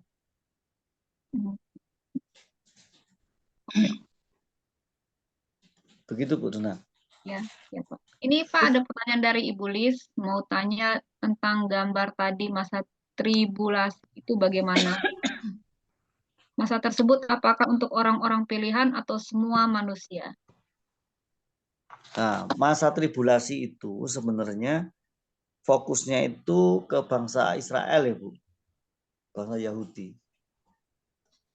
Jadi yang menjadi pusatnya itu di sana di Yerusalem. Kenapa di Yahudi? Kenapa di Yerusalem? Itu sesuai dengan nubuatan Nabi Daniel. Kalau kita membaca Matius 24 ayat 15, coba perhatikan Bu, tolong dibaca Bu Dona. Matius berapa Pak? Matius 24 ayat 15. Itu kan khotbahnya Tuhan Yesus tentang akhir zaman toh. Matius 15 ya? Iya, maaf, kebalik. Matius 24 ayat 15. Matius 24 ayat 15. Jadi apabila kamu melihat pembinasa keji berdiri di tempat kudus, menurut firman yang disampaikan oleh Nabi Daniel, para pembaca hendaklah memperhatikannya. Maka orang-orang yang di Yudea haruslah melarikan diri ke pegunungan. Enggak, yang 15 ayat saja. 15 itu kan Yesus mengatakan supaya kita memperhatikan apa yang dikatakan oleh Nabi Daniel kan? Iya, Pak. Nubuatan Nabi Daniel. Kalau kita melihat pembinasa keji berdiri di tempat kudus, maka kita harus mengingat apa yang dinubuatkan oleh Nabi Daniel. Jadi kita gimana nih? Artinya kita melihat ini kenubuatan yang mana? Kita hubungkan tuh dengan apa yang dinubuatkan oleh Nabi Daniel. Khususnya Daniel 9. Kita bisa baca sebentar Bu, Daniel 9. Dan ayat sebentar, ayat 24. Mulai ayat 24. Daniel 9 ayat 24. 70 kali 7 masa telah ditetapkan atas bangsamu dan atas kotamu yang kudus untuk melenyapkan kefasikan, untuk mengakhiri dosa, untuk menghapuskan kesalahan, untuk menangkan keadilan yang kekal, untuk menggenapkan penglihatan dan nabi, dan untuk mengurapi yang maha kudus. Ya. Terus Bu, sampai ayat 27. Oke.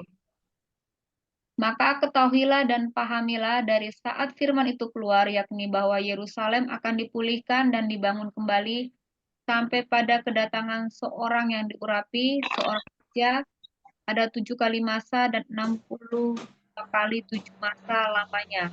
Kota itu akan dibangun kembali dengan tanah lapang dan paritnya, tetapi di tengah-tengah kesulitan. Sesudah 62 kali 7 masa itu akan disingkirkan seorang yang telah diurapi. Padahal tidak ada salahnya apa-apa. Maka datanglah rakyat seorang raja memusnahkan kota dan tempat kudus itu. Tetapi raja itu akan menemui ajalnya dalam air bah, dan sampai pada akhir zaman akan ada peperangan dan pemusnahan seperti yang telah ditetapkan. Raja itu akan membuat perjanjian itu menjadi bagi banyak orang selama 1 kali 7 masa.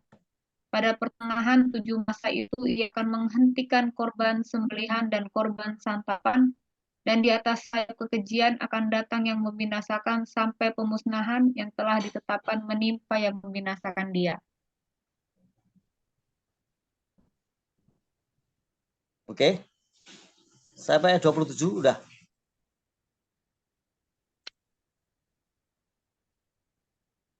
Raja itu akan membuat perjanjian itu menjadi berat. Ya, Pak. Oke, sudah. Nah, Dari pasal Udah, Pak. 9 ayat 24 sampai 27. Ini kita menyebut dengan istilah 70 minggu Daniel. Nah, kalau kita perhatikan, maka sebenarnya penggenapannya sudah terjadi sebagian dan sebagian belum. Nah, kita lihat sekarang nih, satu persatu ya. Ayat 24. Ini kan kita membaca kitab Wahyu, tapi kemudian kita mengingat masa tribulasi, masa sukar itu loh. Ya kan? Dan kita ingat bahwa Yesus juga sudah mengingatkan, kalau kita melihat pembinasa keji, maka kita harus ingat memperhatikan apa yang sudah dikatakan oleh Nabi Daniel. Nah, yang dikatakan ya ini nih, 70 kali 7 masa. Ada berapa, Bu, kalau 70 kali 7 masa? Ada berapa tahun tuh? Ada 490. Berapa, Bu? 490 ya, Pak? Ya, 490 tahun ya kan? Nah, penggenapannya gimana nih kita ngelihatnya nih ya. 79. Nah, untuk melenyapkan kefasikan, untuk mengakhiri dosa, untuk menghapuskan kesalahan, untuk mendatangkan keadilan yang kekal, untuk melenyapkan penglihatan dan nabi, dan untuk mengurapi yang maha kudus. Ini adalah berbicara tentang kedatangan Yesus kedua kali, didahului oleh masa-masa sulit. Nah, 70 kali 7 masa telah ditetapkan atas bangsamu. Bangsa apa? Bangsa Yahudi. Dan atas kotamu. Kota apa? Kota kudus, yaitu Yerusalem. Untuk apa? Untuk melenyapkan kefasikan, untuk mengakhiri dosa, untuk menghapuskan kesalahan. Nah, ini satu ayat yang sangat penting, karena menurut Alkitab ada dunia di mana dosa tidak ada, gitu ya.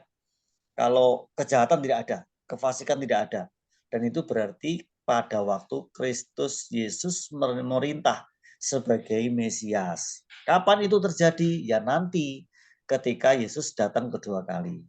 Nah, namun sebelum Yesus datang kedua kali itu terjadi masa sukar. Nah, kalau kita perhatikan Daniel ini, dia hidup di zaman Raja Nebukadnezar. Itu kira-kira 450 tahun sebelum Masehi, di mana bangsa Israel dibuang ke Babilonia. Kemudian Daniel juga ikut dibuang dengan kawan-kawannya yang bernama Misael, Asaria, dan Hananya, yaitu Sadrak, Meshach, Abednego, dan ditambah dengan Daniel.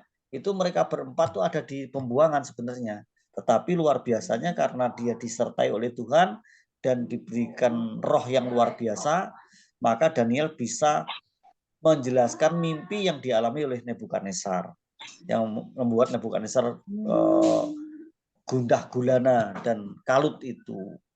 Nah, kemudian dia jelaskan bahwa ada patung seperti besar sekali, kepalanya seperti terdiri dari emas, kepala sampai leher, lalu dadanya dari perak, lalu pinggang sampai lutut itu dari tembaga, lalu dari lutut sampai mata kaki itu adalah besi, lalu telapak kakinya itu besi bercampur tanah liat. Itu sebenarnya berbicara tentang kekuasaan Babilonia, Media Persia, Yunani, dan Romawi. Dan ketika betis dari besi itu berarti zaman Romawi, yaitu zaman Yesus disalibkan. Nah, penggenapannya sangat luar biasa, sehingga kalau kita membaca Daniel 9 ayat 24 sampai 27 ini, ada tokoh-tokoh penting. Yang pertama adalah Mesias, yaitu yang diurapi di situ, yaitu Mesias ya. Kemudian ada rakyat seorang raja. Rakyat seorang raja itu menunjuk kepada siapa? Menunjuk kepada Jenderal Titus. Itu bukan raja, tapi rakyat seorang raja. Itu berarti seorang tentara yang sangat kuat, yang mempunyai pasukan besar, yang nanti digenapi di tahun 70, di mana Israel, Yerusalem didatangkan dengan tanah.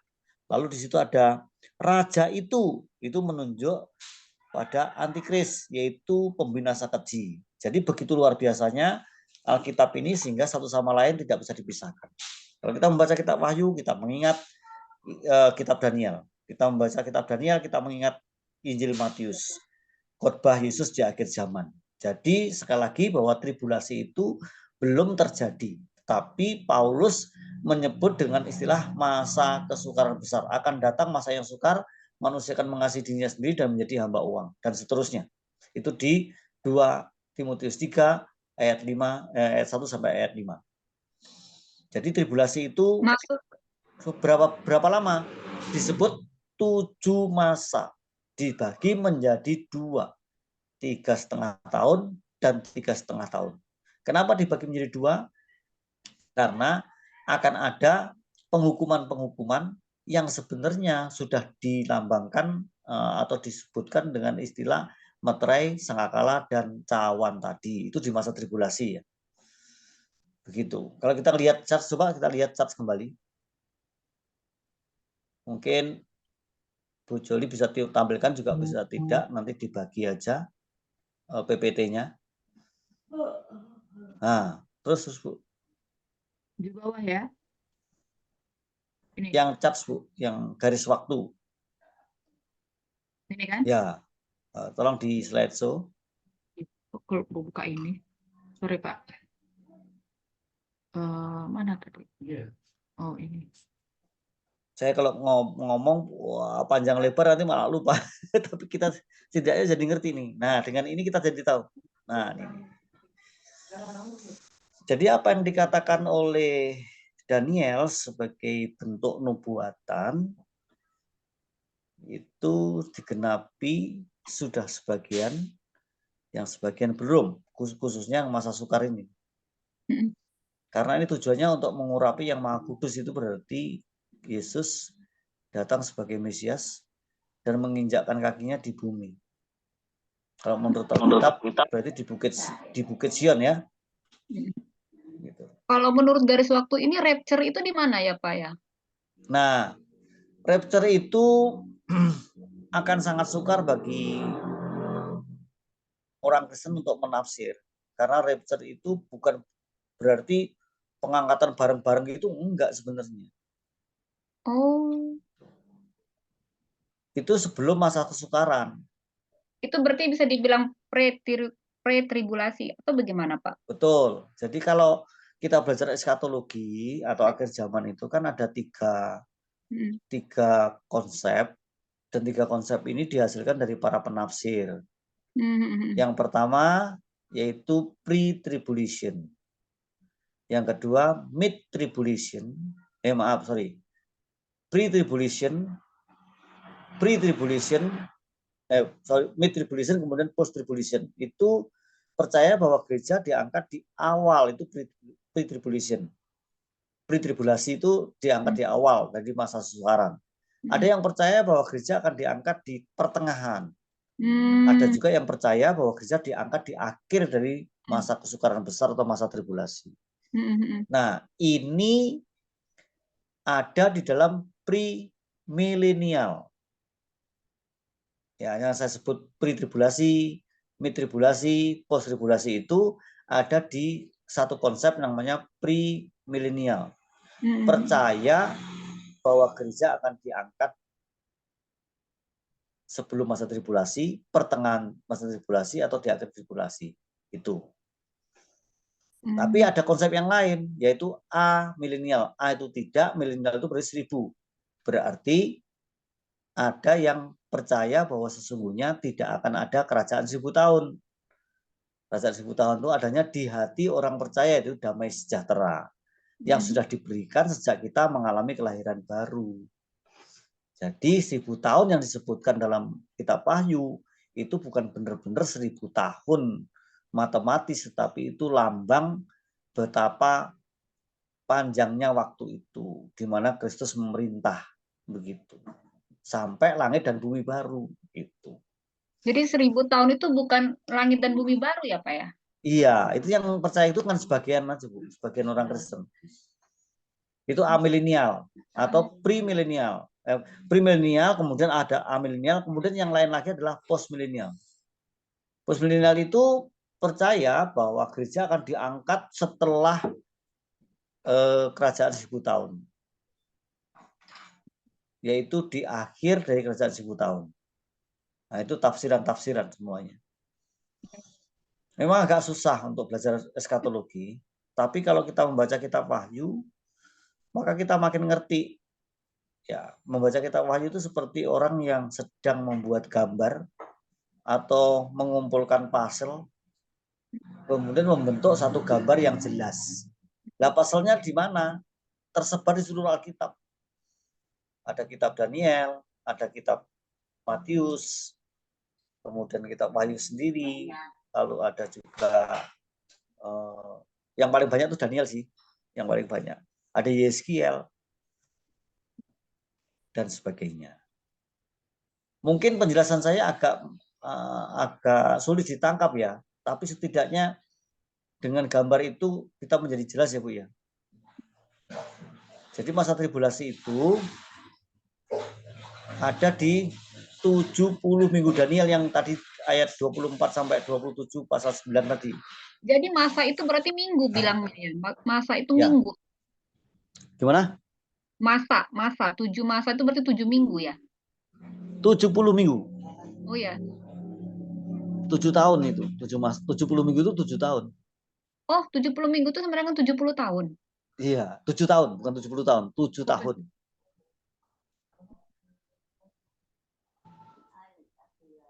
Bentar Pak, saya agak bingung. Jadi 7 tahun masa ini berarti maksudnya memang untuk 7 tahun ya? Apa masa di bumi ya? Iya, di situ kan 7 tahun. masa disebutkan di kitab Daniel. 7 masa itu berarti 7 tahun ya Pak ya? 7 tahun, iya. Ukuran bumi ya Pak ya? Ukuran kita, ukuran yang Ya, sekarang kita ukuran punya. ya. Nah. Setahun 300 berapa? 60 hari ya? Nah, 365 hari. Oh, Ini gitu. 300. Terus yang masa hari tribulasi kali 7 gitu. Terus yang ini Pak, yang 7 tahun ini masa tribulasi ini nanti yang dibagi 2 ini ya Pak ya? Betul. Oh. 3,5 dan 3,5. Oh, berarti ini kali yang orang bilang tribulasi dan great tribulasi kali ya Pak ya? Nggak ada ya Pak ya? Nah, jadi yang menarik itu kenapa sih ada 3,5 dan 3,5 7 tahun itu? Karena kalau kita perhatikan betul-betul, ya, antikris itu kan itu seorang individu, ya kan? Yang kalau akan antikris ini individu ya, oke. akan menjadi penguasa yang akan menguasai negara-negara lain. Tadi yang saya sebutkan dengan 10 tanduk, kemudian ada 7 mahkota. Ingat ya, itu semua kan simbol-simbol negara-negara. Gitu. Jadi nanti akan ada koalisi negara-negara, bukan koalisi partai politik ya. Iya. Nah itu yang akan berkuasa siapa ya? Antikris itu. Cuma ya dia tidak akan menamakan dirinya antikris. Iya pasti. Tapi dia berbentuk individu ya Pak ya? Individu. Yang konsepnya itu ya one government, one ekonomi, dan juga one spiritual, one religion gitu ya. Jadi penguasa ini yang bernama antikris ini sebetulnya kita menamakan begitu ya. Itu akan menguasai politik, ya, one government gitu ya. Akan menguasai ekonomi secara global, juga akan menguasai bentuk penyembahan. Jadi nanti akan ada pluralisme, tetapi bukan pluralismenya Gus Dur ya, beda. Gitu. Penyatuan agama-agama itu, sinkretisme sebetulnya. Gambarannya seperti saya grup itu, saya baba itu.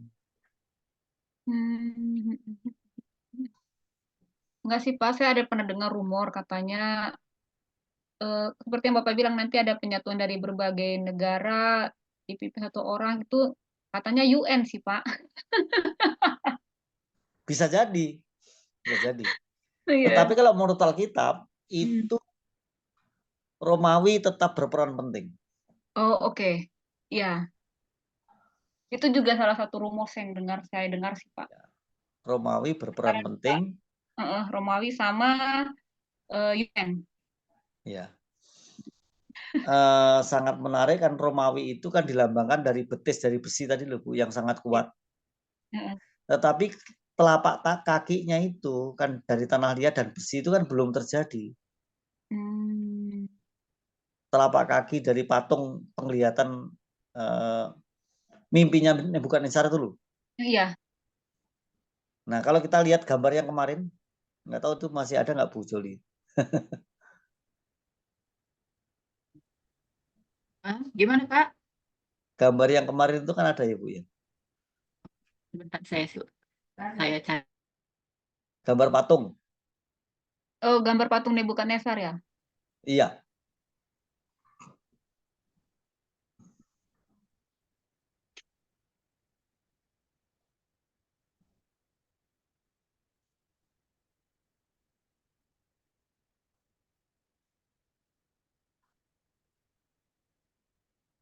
Ini ya Pak ya?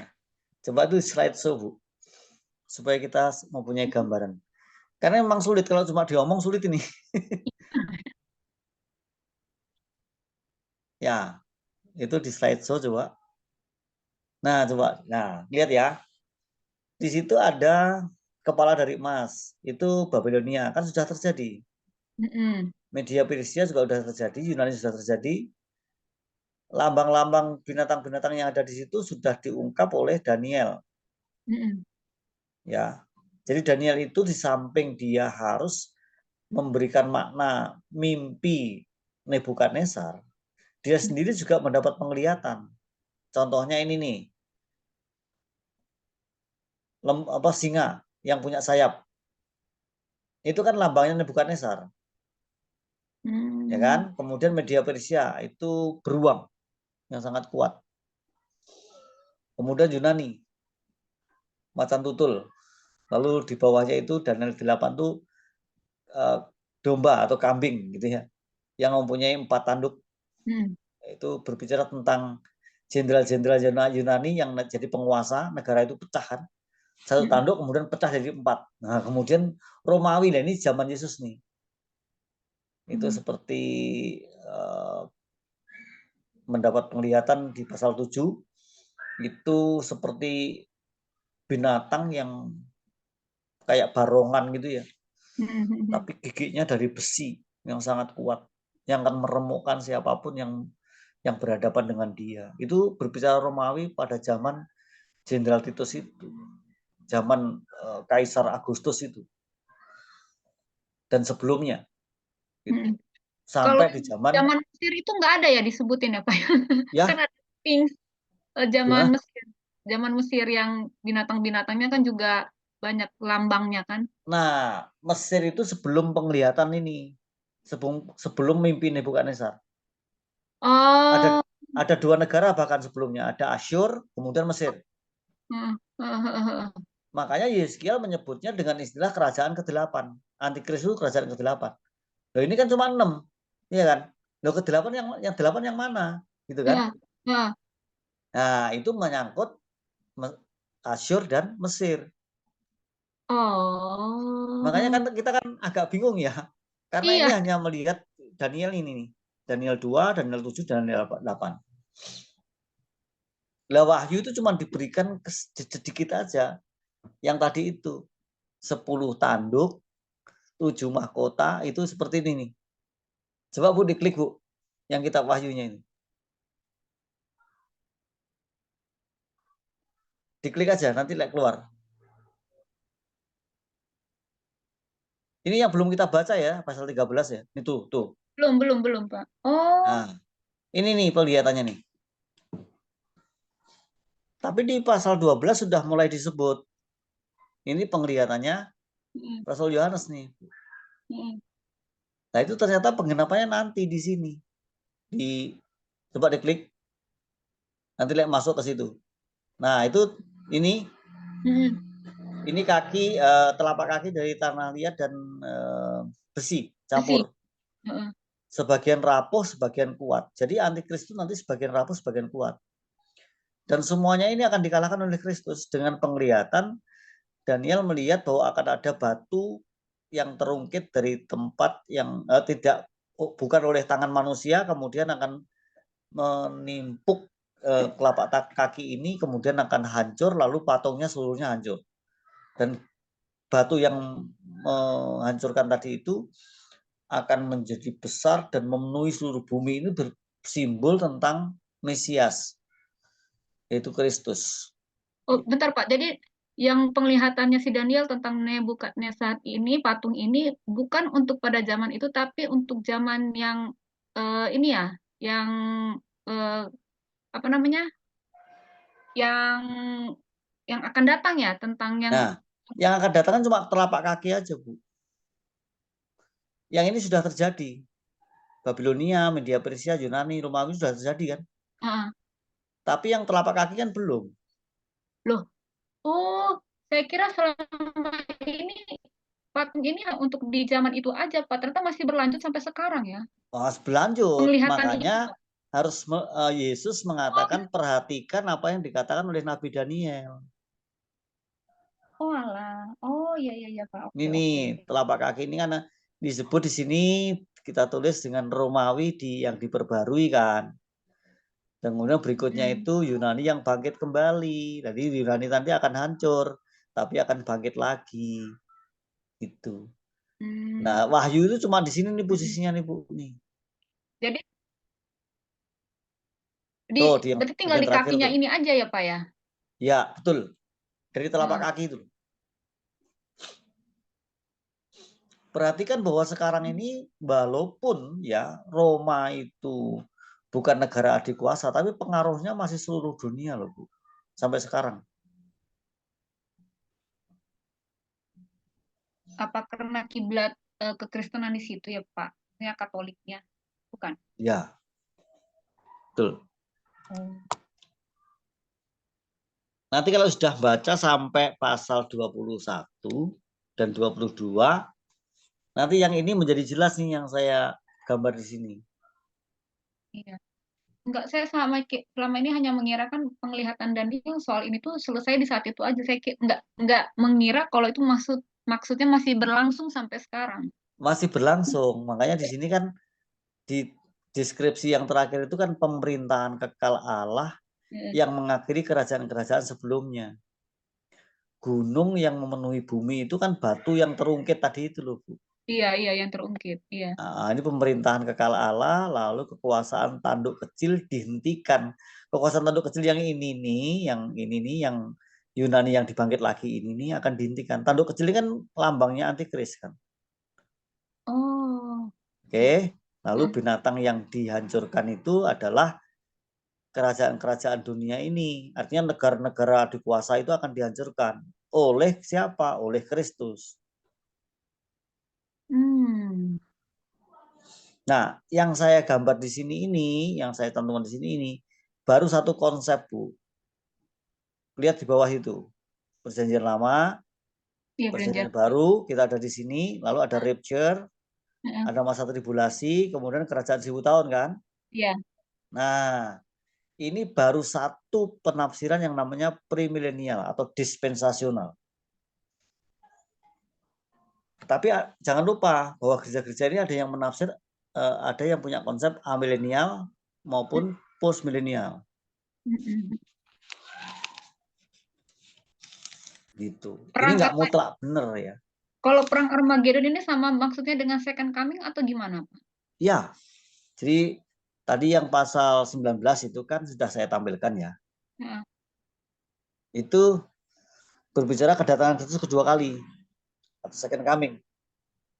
Berarti pas kedatangan Tuhan Yesus yang kedua kali itu berarti perang Armageddon ya? Betul. Sebelum perang Armageddon pecah, Kristus datang kedua kali untuk memimpin perangan itu.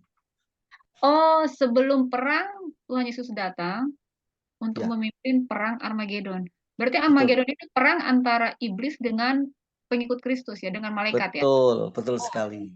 Ya. Oke. Nah, ingat bahwa pengikut Kristus ini nantinya itu ada dua, karena masa tribulasi itu menyebabkan Israel bertobat, menerima Yesus sebagai Mesias. Oke. Sehingga Israel dan gereja Tuhan di bumi ini bersatu Ya gambarnya seperti sekarang ini kan, misalnya Israel sana ada perang gitu kan. Seluruh dunia kan sorotnya ke sana, Bu, menyoroti Israel kan. Iya, betul. Nah, nanti pada waktu Yesus datang kedua kali, Yesus datang sebagai Mesias dan diterima oleh mereka. Ketika mereka menerima Yesus sebagai Mesias, maka Yesus itu benar-benar akan berdiri sebagai panglima perang. Seperti yang mereka harapkan. Namun musuhnya tidak hanya Roma, tapi bangsa-bangsa yang koalisi tadi, Bu.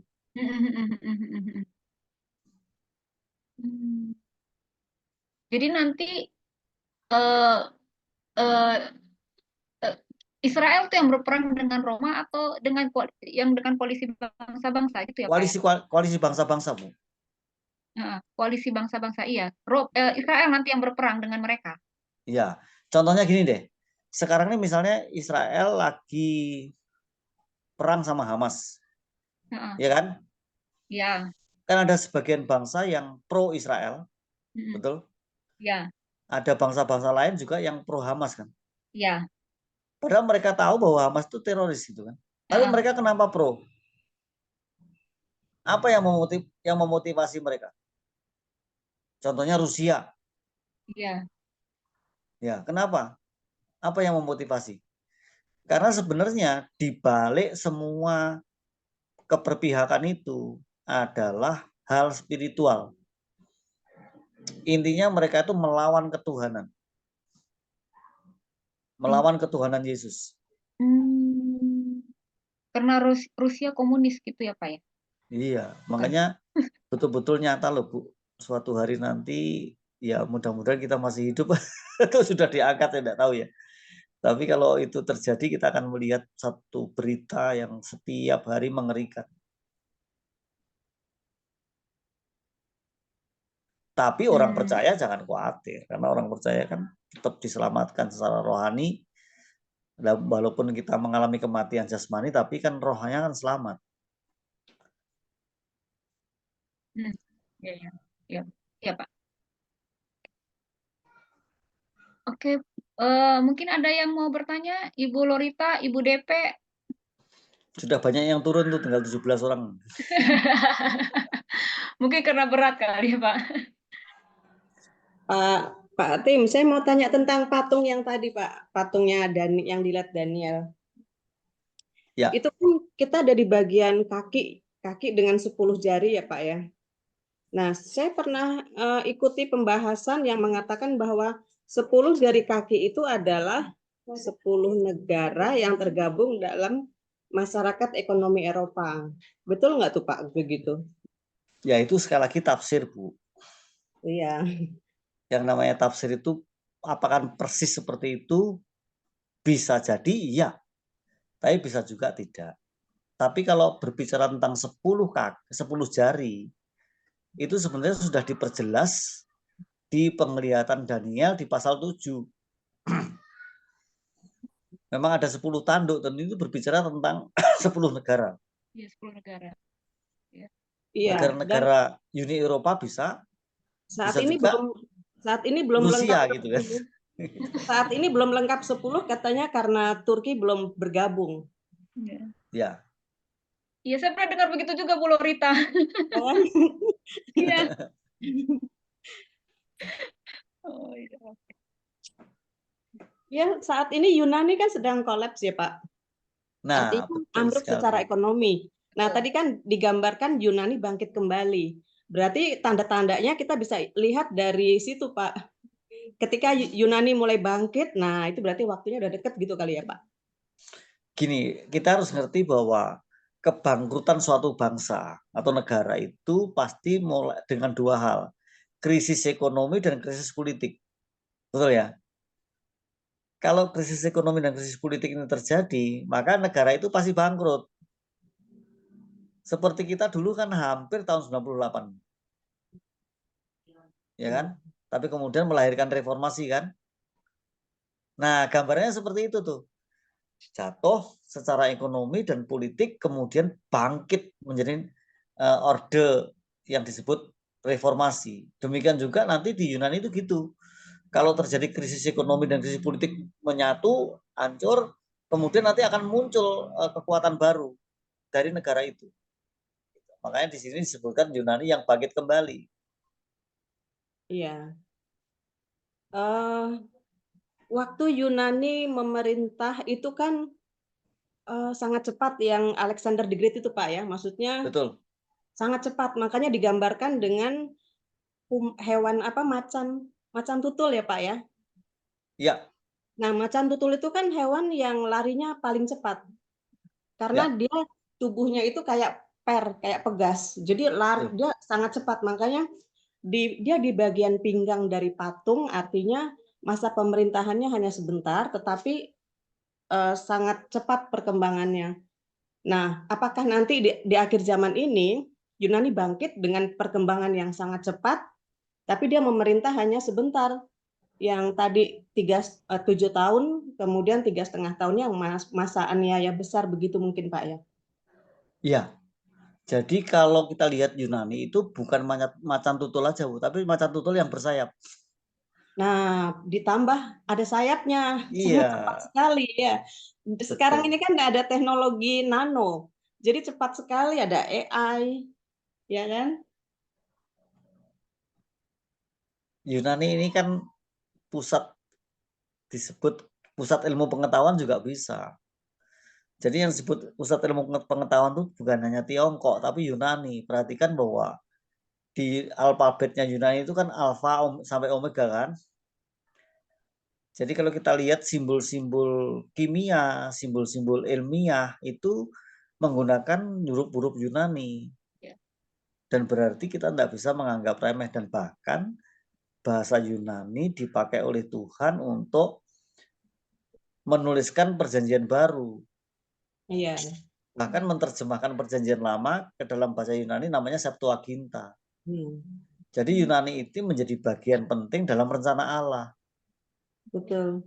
Nah, kalau kita kaitkan dengan akhir zaman, ternyata Yunani ini bisa menjadi pusat antikris. Oh, bisa ya? Iya. Yunani itu mana sih sekarang? Saya tanya coba. Pusatnya di mana Yunani? Di Eropa kan Pak? Ya kan tidak hanya Yunani sebagai negara Yunani, tapi juga ada Turki kan, yang sekarang dikuasai oleh Erdogan, sekarang penguasanya Erdogan itu loh. Ya, Turki. Ya kan. Nah, jangan lupa Yunani itu dulu negara Kristen. Ya. Termasuk yang ada Efesus, itu kan daerah Yunani kan. Iya. Korintus itu berbahasa Yunani semua, gitu loh. Itu pengaruhnya sangat kuat sampai waktu negara-negara jajahannya Yunani dikuasai Romawi, mereka akhirnya masih mengikuti peninggalan-peninggalan budaya dari Yunani ya Pak, seperti dewa-dewi yang disembah. Betul sekali. Dewa-dewi Yunani. Nah, nanti memang kita harus sabar. Kalau kita membaca nanti sampai ke pasal 22, saya akan menjelaskan lebih detail berkaitan dengan akhir zaman ini. Gitu. Tapi untuk sementara kita melihat kisi-kisi gitu ya. Dari apa yang sudah kita baca di kitab Wahyu ini. Oke. Siap, Tapi pertanyaan ibu-ibu ini sudah sampai pasal 22 itu. Gitu. Tadi Pak Tim, saya sebenarnya mau tanya yang tentang naga ini Pak. Karena ini nih Pak, Wahyu 12, Wahyu 12 ayat 4. Dan ekornya menyeret sepertiga dari bintang-bintang di langit dan melemparkannya ke atas bumi. Dan naga itu berdiri di hadapan perempuan yang hendak melahirkan itu untuk menelan anaknya segera sesudah perempuan itu melahirkan. Kemudian ini sebenarnya peristiwa ini terjadinya kapan nih Pak? Yang ayat 4. Pasal 12 ya? Iya. Bentar.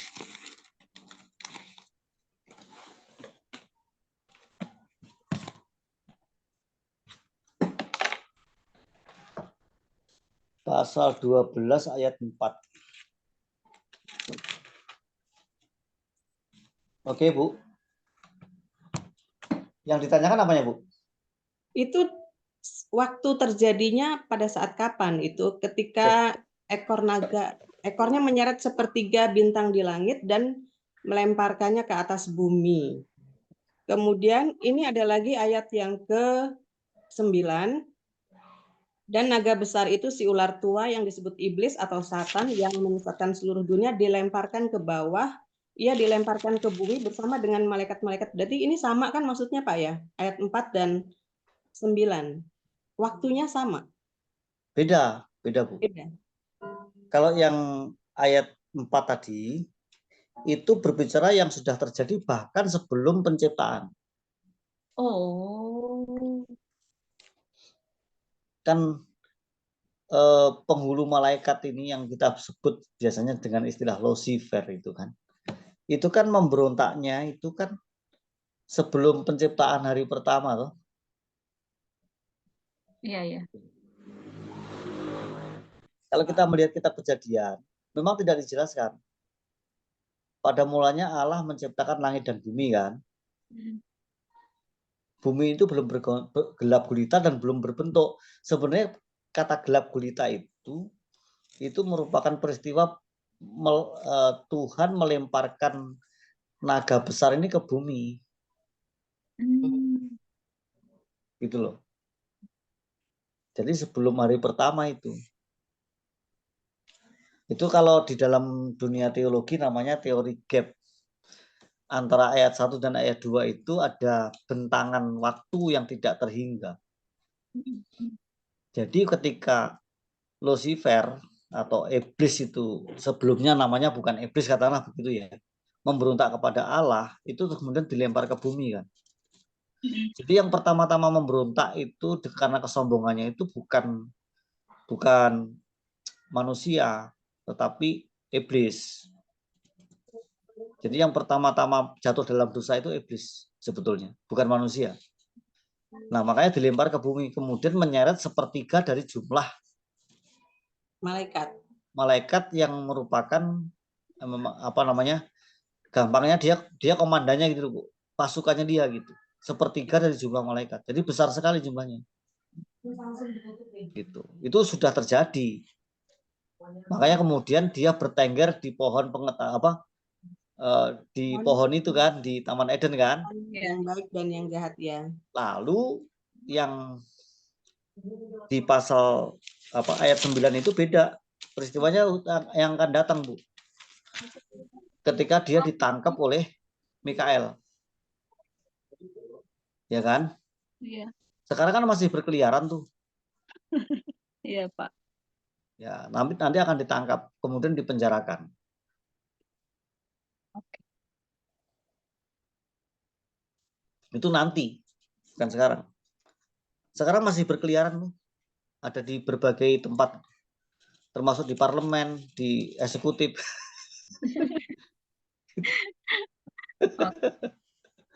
Siap. Oke, Bu Lorita. Satu lagi Pak, nyanyian kemenangan nih Pak. Ini waktunya kapan Pak, nyanyian kemenangan? Ya nanti ketika selesai perang Armageddon, Yesus mengalahkan musuh, lalu nyanyian kemenangan itu dinyanyikan di surga dan bahkan di bumi gitu ya. Surga dan bumi kan menyatu nanti. Ya. Iya Pak. Terima kasih Pak Tim. Sama-sama Bu, Tuhan berkati. Oke, Ibu-ibu, Pak Tim, terima kasih. Sekarang sudah jam 9 kayaknya, kurang 1 menit. Kita lanjut besok lagi karena sebenarnya saya pengen banyak ada nanya lagi, tapi besok aja deh Pak. Iya. Iya, Bu, Besok nanti besok jam pertanyaan 2 saya kan? juga disimpan Ya. buat besok ya. Iya, besok jam 2. Besok jam 2, Pak. Tapi nggak apa-apa ya, Bu Joli kalau balik lagi. Nggak apa-apa, karena kan besok cuma 2 pasal ya kan. Jadi punya waktu banyak untuk bertanya besok. Besok jam 2, Bu Joli? Iya, siang. Agak susah kalau siang saya. Siapa aja yang bisa, nggak apa-apa. Maksudnya paling saya ini aja, menyimak aja ya. Kecuali kalau nanti pas bisa. Biasanya kan kalau sampai jam 4 kan ya? Ya, iya Bu. Oke, berarti nanti pas pulang ke rumah baru saya ini. siapin Nanti pertanyaan. punten Ada bisa 2 sih sebenarnya, nanti aja udah jam. Ya, dicatat aja Bu Dede aja Bu, besok. nanti di chat aja pertanyaannya nanti kan di record sama Bu Joli jadi mungkin bisa dengar nanti pertanyaannya. Oke, Ibu-ibu terima kasih atas waktunya. Ibu Lorita punten boleh minta tolong doa penutup Bu Lorita. Ya, mari kita bersatu dalam doa. Bapa di surga, Bapa di dalam nama Tuhan Yesus, kami mengucap syukur ya Tuhan, pada malam hari ini kami mendapatkan pengajaran yang begitu penting, di mana kami saat ini memang berada di dalam bagian akhir dari zaman ini. Tuhan, terima kasih untuk Pak Tim yang sudah mengajari kami, menjelaskan dengan panjang lebar, sehingga kami bisa memahami apa yang akan terjadi nanti di hadapan kami dan apa yang sedang terjadi saat ini. Biarlah kiranya Roh Kudus akan menolong kami untuk kami bisa mengerti dengan benar, dan bukan dengan bersandar pada pengertian sendiri, tetapi bersandar pada kebenaran firman Tuhan. Terima kasih Bapa, Tuhan kiranya memberkati Pak Tim dengan kesehatan, dengan kekuatan, Tuhan berkati pelayanannya, pekerjaannya, berkati keluarganya, dan diberkati dengan pasukan malaikat yang melindungi Pak Tim dimanapun Pak Tim melayani Tuhan. Terima kasih Bapa, kiranya Tuhan akan menyertai kami semua ibu-ibu di sini untuk kami dapat terus bertumbuh dan berakar atas dasar kebenaran firman Tuhan, sehingga kami bisa menjadi pasukan-pasukan Tuhan yang bisa memenangkan banyak jiwa-jiwa yang harus kami menangkan, mengikuti dari amanat agung yang Tuhan Yesus sudah perintahkan kepada kami. Terima kasih Bapa, kami naikkan doa ini di dalam nama Tuhan Yesus. Haleluya. Amin.